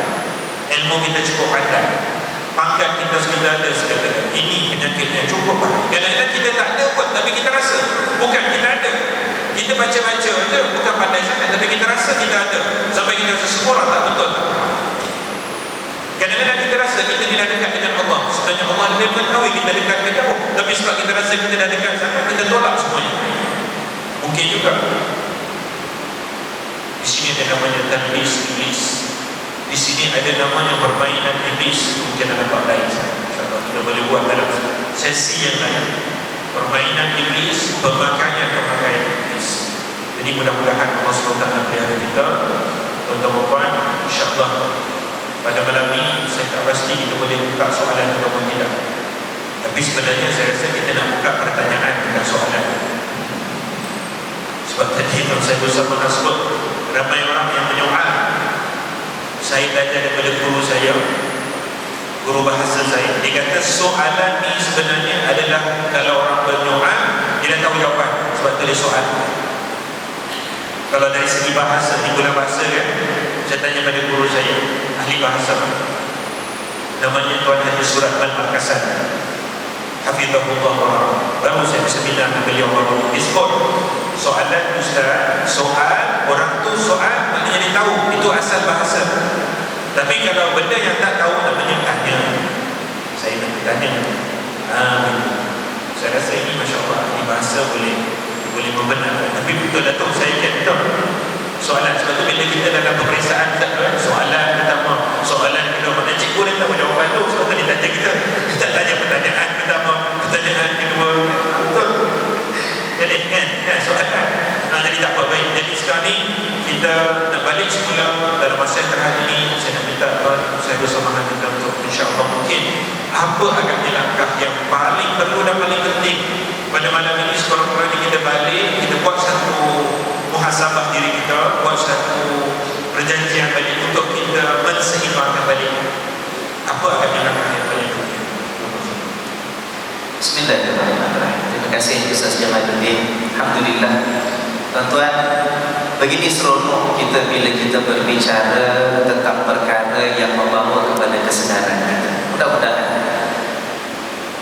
bila kita bincang daripada awal tadi tentang krisis yang dihadapi oleh umat ini, dan di antara faktornya mungkin kerana hati dibiarkan buta ataupun akal dibiarkan buta, kita akan dapati bahawa dalam Islam ini hati itu adalah raja. Ya kan? Macam dalam hadis yang selalu kita dengar yang saya pun sebutkan tadi, kalau hati itu baik, insya-Allah yang lain semua baik. Tapi kalau hati itu tidak kita pelihara, tidak kita tunaikan haknya, tidak kita bersihkan ruang-ruang dalam hati itu, itulah yang akan mendorong seorang manusia untuk melakukan perkara-perkara yang membawa kepada kemurkaan Allah, yang membawa kepada kesengsaraan hidupnya sendiri, yang membawa kepada kemusnahan hidup bersama dengan orang lain. Cuma dalam masa yang sama perlu kita ingat, dalam Islam hati itu menjadi raja, maka hati perlu dijaga dan dipelihara. Tapi hati itu perlu diberikan, kita kata, vitaminnya, perlu diberikan makanannya. Sebab kalau hati itu nak dijadikan raja, kita nak ikut hati itu yang menentukan tindak tanduk kita, tetapi hati itu lemah, tidak diberikan pengisiannya, maka kemusnahan juga yang akan kita hadapi. Apa makanan hati? Itulah yang disebut sebagai ilmu. Ya, sebab itu dalam Islam pernah saya sebut dalam beberapa ceramah saya katakan dalam Islam ilmu itu bukan tujuannya dalam kepala, tidak.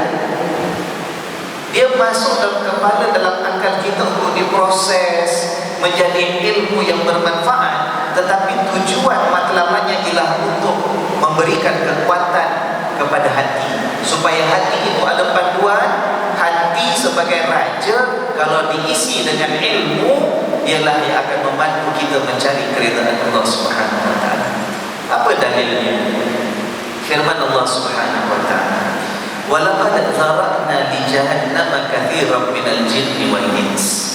Kami siapkan sebagai penghuni neraka nanti bilangan yang ramai daripada kalangan jin dan juga manusia.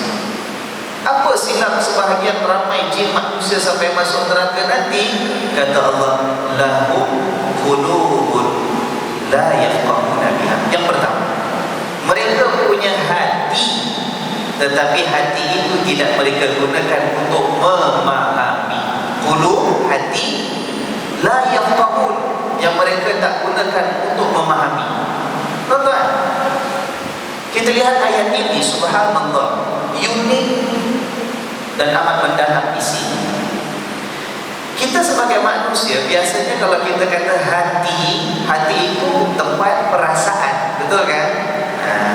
Hati itu isinya apa? Oh, hati saya sedang gembira, Ustaz. Kegembiraan dalam hati. Hati saya sedang sedih, Ustaz. Kesedihannya dalam hati. Hati saya penuh dengan rasa benci, Ustaz. Kan? Perasaan.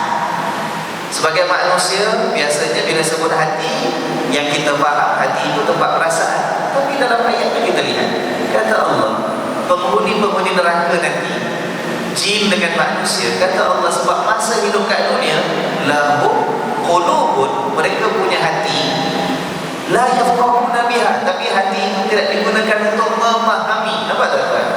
Faham dengan ilmu. Tak ada ilmu, macam mana nak faham? Tapi rupa-rupanya faham itu tempatnya dalam hati. Nampak tak? Perlu ada gabungan kedua-duanya. Sebab itu saya katakan tadi, jangan hidup hanya berpandukan akal kalau hatinya tidak bersih. Jangan hidup hanya berpandukan hati kalau tidak ada ilmu dan kefahamannya, yang membawa masalah kepada sebahagian makhluk Allah yang terus-terusan dalam kesesatan, terus-terusan dalam kegelapan. Lahum qulubun la yafqahuna biha. Ada hati tapi tak faham. Walahum a'yunun la yubsiruna biha. Ada mata tapi tak melihat. Walahum adhanun la yasma'una biha. Ada telinga tapi telinga tidak digunakan untuk mendengar. Ulaika kal an'am, inna lillahi wa inna ilaihi raji'un. Kata Allah, mereka itu tidak ubah bagaikan binatang ternak. Bal hum adall, malah mereka lebih sesat, lebih hina daripada binatang. Ulaika humul ghafilun, mereka itulah orang-orang yang lalai. Jadi tuan-tuan, sebagai rumusan yang kita nak bawa balik daripada banyak yang kita bincangkan tadi, alhamdulillah, semuanya mudah-mudahan ada manfaat kepada kita. Tapi kalau ada satu lah yang kita nak bawa balik, rumusan pada malam ini ialah kita nak bawa balik hati yang bersih, bukan hati yang buta. Dan hati yang celik, yang tidak buta ini ialah hati yang bukan setakat baik, isinya tidak ada penyakit, tetapi hati yang kaya dengan ilmu dan pengetahuan yang diberkati oleh Allah Subhanahu wa taala. Seimbangkan antara kedua ini, insya-Allah. Dan Ustaz nak cari kat mana ni? Okeylah, kita tahu nak kena ada ubat itu, ada ubat ini. Hati nak kena diisi dengan kebersihan, celik. Nak kena ada ilmu-ilmu yang bermanfaat, ilmu yang berguna, ilmu yang benar, yang hak. Tapi nak cari kat mana? Allah Subhanahu wa taala menyebut, afala yatadabbaruna al-Qur'ana am 'ala qulubin aqfaluha. Apakah manusia itu tidak merenung dan memerhatikan Al-Quran? Atau apakah hati-hati manusia itu sudah ada kunci yang menutupnya? Ya kan? Nah, jadi hati ini boleh terkunci, hati ini boleh tertutup. hati ini boleh terselubung dan terhalang daripada menerima kebenaran kalau tidak merenung dan memerhatikan Al-Quran. Ayo kita jadikan hidup kita sebagai umat Nabi Muhammad sallallahu alaihi wasallam pada zaman yang penuh dengan krisis, dengan fitnah, dengan cobaan, dugaan, jadi umat yang merenung Al-Quran.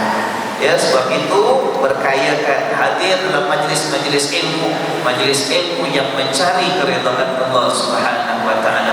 Bukan majlis ilmu yang dihadir dengan niat kata Ustaz Jamaluddin tadi untuk mirah, untuk kita berlagak hujah sebab kita rasa kita sahaja yang betul, nak menunjuk pengetahuan dan kepandaian kita. Tidak.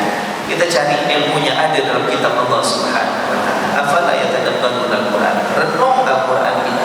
Cari ilmunya, gali pengajarannya, korek pengajian yang kita boleh ambil daripada Al-Quran itu, insya-Allah. Takut-takut kalau itu tidak kita lakukan, hati kita terus dikunci oleh Allah Subhanahu wa taala.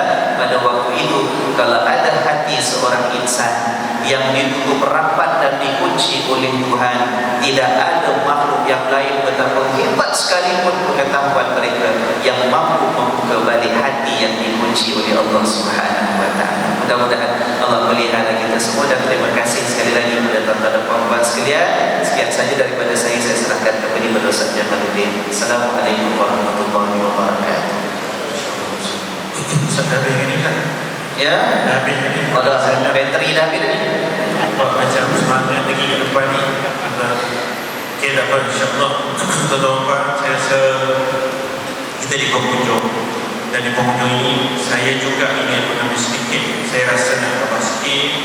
Kalau boleh saya sarankan, langkah seterusnya sebagaimana tadi saya bersama sebut, bersama-sama kita mengambil peran kebersihan niat hati kita dan kebersihan hati kita itu sendiri. Saya rasa dalam situasi kita menghadapi banyak krisis ini, satu perkara yang lebih penting, yang sebenarnya sangat penting, iaitulah kebersamaan kita, nilai ukhuwah sesama. Tuan-tuan, kalau kita lihat, kita ni dah cukup parah. Kita umat Islam, masyarakat Islam, saya rasa dah cukup parah. Dah cukup dah kita ini dihijak-hijak seolah-olah begitu. Realiti seolah-olah begitu. Jadi kalau kita sesama kita, tuan-tuan, terus seronok untuk kita berdebat, seronok untuk kita mirah, bersemangat sangat untuk kita nak menyalah-nyalah, untuk memperlekeh, untuk nak menjatuh antara satu sama lain. Siapa yang benar, siapa rugi, tuan-tuan? Sebenarnya kita disuruh wa'tasimu bihablillahi jami'an. Wa'tasimu bihablillahi jami'an. Kita disuruh bersama-sama. Kita disuruh, Allah SWT sebut kita ni innamal mu'minuna ikhwah. Rasa kita bersaudara-saudara. Di mana perintah Allah ini dan di mana kita. Yang kadang-kadang sehingga kita lupa kita ni sepatutnya rasa bersaudara. Tapi yang kita tanamkan, yang kita budayakan, cara kita bersama kawan, bersama jiran, bersama guru, bersama dengan sahabat kita, cara seolah kita ni macam bermusuh, macam kita ni macam nak bergaduh, macam kita ni tak boleh nak bersama lagi. Ia sangat sedih. Apa yang Nabi SAW mula-mula buat di semasa Nabi SAW sampai ke Madinah, semua kita tahu. Nak bina kerajaan Islam, nak bina satu masyarakat contoh Islam yang hebat. Kalau tidak, Nabi SAW menyatukan, menghubungkan, mengikat erat antara hati-hati mereka yang masa itu berbagai-bagai buah kabilah, fahaman, latar belakang, kecenderungan, minat. Tiba-tiba kita nak lupakan ada di mana pergi. Lebih-lebih dalam suasana krisis pada. Mari kita pentingkan perkara yang lebih besar. Sebab itu ini kalau berlaku, kalau hati kita dapat kita hubungkan di jalan Allah, siapa pun kita, latar belakang apa pun kita akan rasa kemanisan, kita akan rasa nikmat ukhuwah ini. Dan itulah yang mendatangkan rahmat, itu mendatangkan barakat, itu mendatangkan pertolongan, itu mendatangkan perlindungan Allah sebenarnya. Bila mana hati kita tidak merasa bersama-sama dengan saudara-saudara Islam kita ini, kita hidup dalam kegersangan, kita hidup dalam kekontangan, kita rasa kita gersang, hubungan kita kontak dengan orang yang ada, kita setakat bagi salam, mengadakan salam macam tu, tak rasa dia punya ruh keimanan. Jadi ini penting saya rasa dulu, sehingga Allah Ta'ala sebut dalam Quran, benda ini kita kena minta dan kita kena sungguh-sungguh. Untuk menghubungkan hati kita ini juga kita kena minta dengan Allah, kena dengan hati yang bersih juga. Bukan sekadar kita bagi salam menyebut, bukan sekadar kita bagi hadiah saja pun, tapi kita kena hati yang bersih.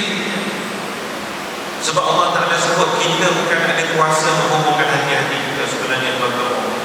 Hanya Allah sahaja. Bila hati itu dapat dihubung, maka kekuatan dia akan tersebar, kekuatannya akan tersirna, terkeluar. Ma'allafta baina qulubihim walakinna Allah allafa bainahum. Law anfaqta ma fil ardi jami'an ma allafta baina qulubihim. Banyak ayat-ayat Allah Ta'ala sebut. Ini yang sangat susah.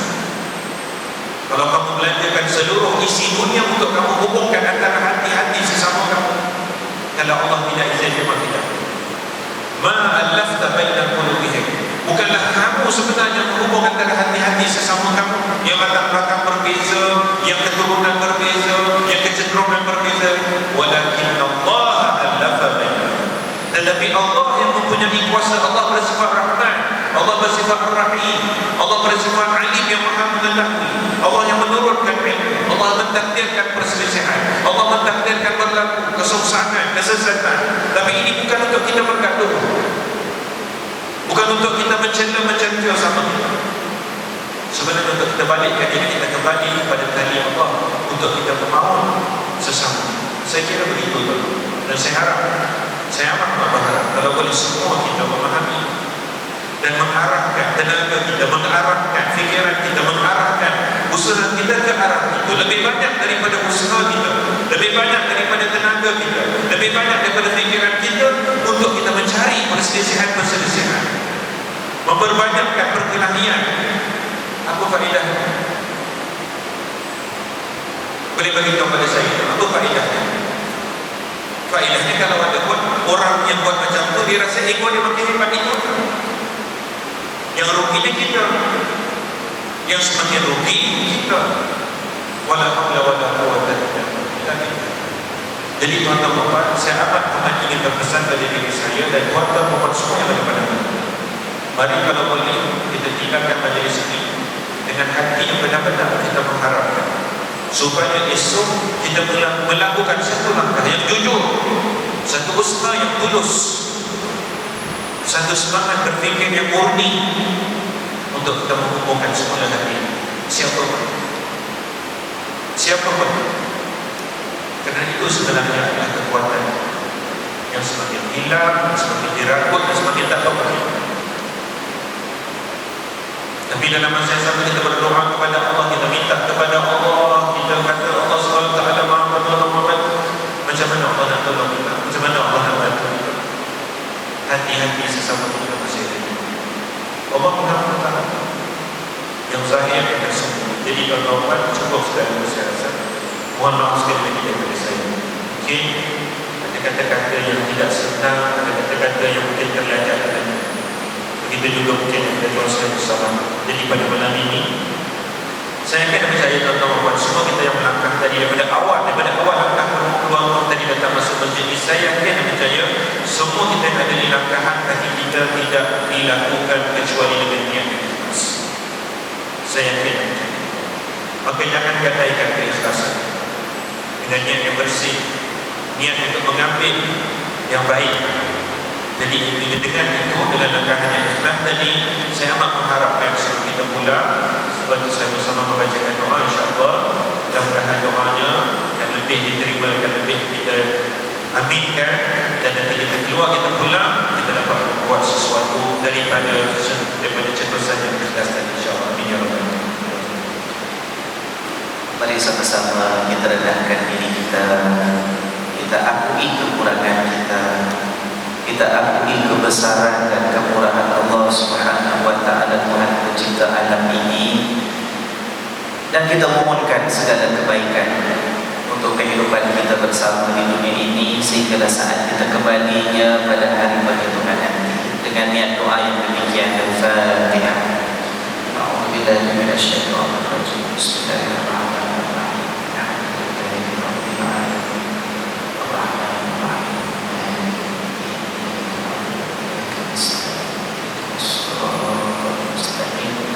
Shiratal ladzina an'amta 'alaihim ghairil maghdubi 'alaihim waladdallin. Bismillahirrahmanirrahim. Alhamdulillahi rabbil alamin, hamdan katsiran yuwafi ni'amahu wa yukafi'u mazidah. Ya rabbana lakal hamd kama yanbaghi li jalali wajhika wa li 'azimi sultanik. Allahumma salli wa sallim ala sayyidina Muhammad wa ala ali sayyidina Muhammad. Allahumma inna nas'aluka ridhaka wal jannah wa na'udzu bika min sakhatika wan nar. Allahumma a'inna ala dhikrika wa syukrika wa husni ibadatik. Ya muqallibal qulub, tsabbit qulubana ala dinik. Allahumma inna nas'aluka al-huda wal tuqa wal afafa wal ghina. Allahumma arina al-haqqa haqqan warzuqna ittiba'ah wa arina al-batila batilan warzuqna ijtinabah. Ya Allah, ya Tuhan kami, tiada yang layak disembah kecuali Engkau yang satu.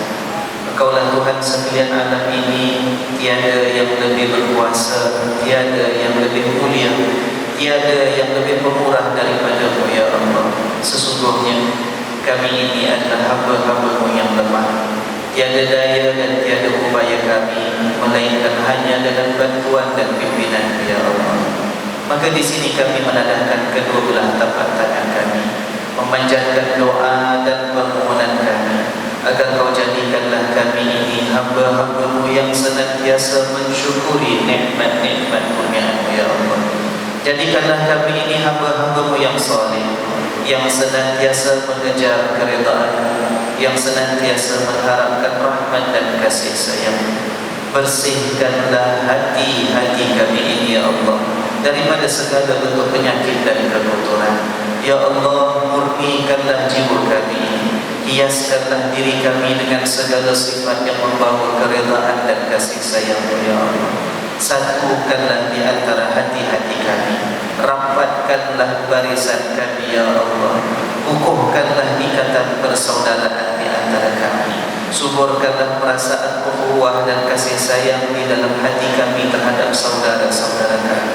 Ya Allah, ya Tuhan kami, jauhkanlah daripada hati kami ini perasaan takabur dan menyombong diri. Ya Allah, suburkanlah di dalam hati kami ini rasa hormat terhadap saudara-saudara kami sendiri. Ya Allah, berkatilah masyarakat ini dengan ikatan kasih sayang ya Allah, dengan sikap kesungguhan untuk saling mengukuhkan di antara satu dengan yang lain. Jauhkanlah persengketaan daripada kami, jauhkanlah tutur bicara yang menyakitkan hati yang senantiasa ada di ujung lidah kami ini. Ya Allah, ya Tuhan kami, pandanglah kami dengan pandangan rahmat dan pengampunan-Mu ya Allah. Pandanglah kami dengan pandangan redha dan penerimaan kami di sisi-Mu ya Rabbal Alamin. Kukuhkanlah kami di dalam kehidupan ini untuk senantiasa mencari rahmat dan kasih sayang-Mu ya Rabbal Alamin. Ya Allah, ya Arhamar Rahimin, kurniakanlah kami pimpinan-Mu, hidayah dan taufik-Mu, meneruskan kehidupan ini sebagai hamba-hamba-Mu yang beriman kepada kewujudan dan keesaan-Mu ya Rabbal Alamin. Suburkanlah juga di dalam hati kami ini rasa cinta dan kasih kami kepada Nabi Muhammad sallallahu alaihi wa alihi wasallam.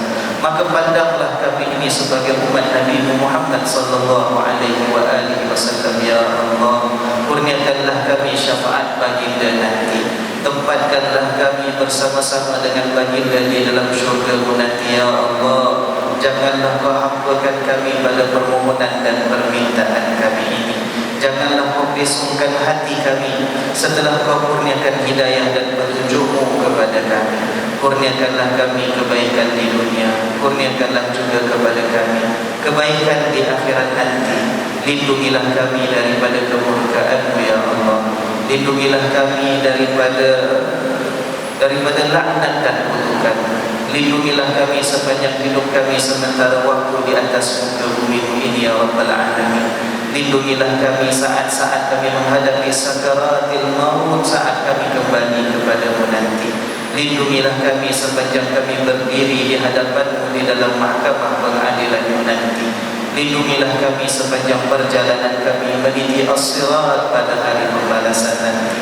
lindungilah kami, lindungilah kedua orang tua kami, lindungilah pasangan hidup yang Kau hadiahkan kepada kami, lindungilah anak-anak yang Kau anugerahkan kepada kami, lindungilah kami dan orang-orang yang kami kasihi ya Allah, lindungilah kami semua daripada disentuh oleh azab dan siksa dalam Kau ya Rabbal Alamin. Rabbana la tu'akhidna in nasina aw akhtana, Rabbana wa la tahmil 'alaina isran kama hamaltahu 'ala alladhina min qablina, Rabbana wa la tuhammilna ma la taqata lana bihi wa'fu 'anna waghfir lana warhamna anta maulana fansurna 'ala alqawmil kafirin birahmatika ya arhamar rahimin. Allahumma akhtim lana bihusnil khatimah wa la takhtim 'alaina bisu'il khatimah. Wa sallallahu ala sayyidina Muhammad wa ala alihi wa sahbihi wa sallam walhamdulillahi rabbil alamin. Taqabbalallahu minna wa minkum. InsyaAllah berdoa kita tutup majlis pada malam ini dengan kita membaca tasbih kafarah dan surah Al-Nas. Mudah-mudahan diterima Allah Subhanahu wa taala sebagai doa dan hajat cita-cita kita. Subhanallah wa bihamdihi, subhanallah wa bihamdihi, asyhadu an la ilaha illa anta, astaghfiruka wa atubu ilaik, astaghfiruka wa atubu ilaik. Bismillahirrahmanirrahim. Al-'asr, innal insana lafi khusr, illa alladhina amanu wa 'amilus salihati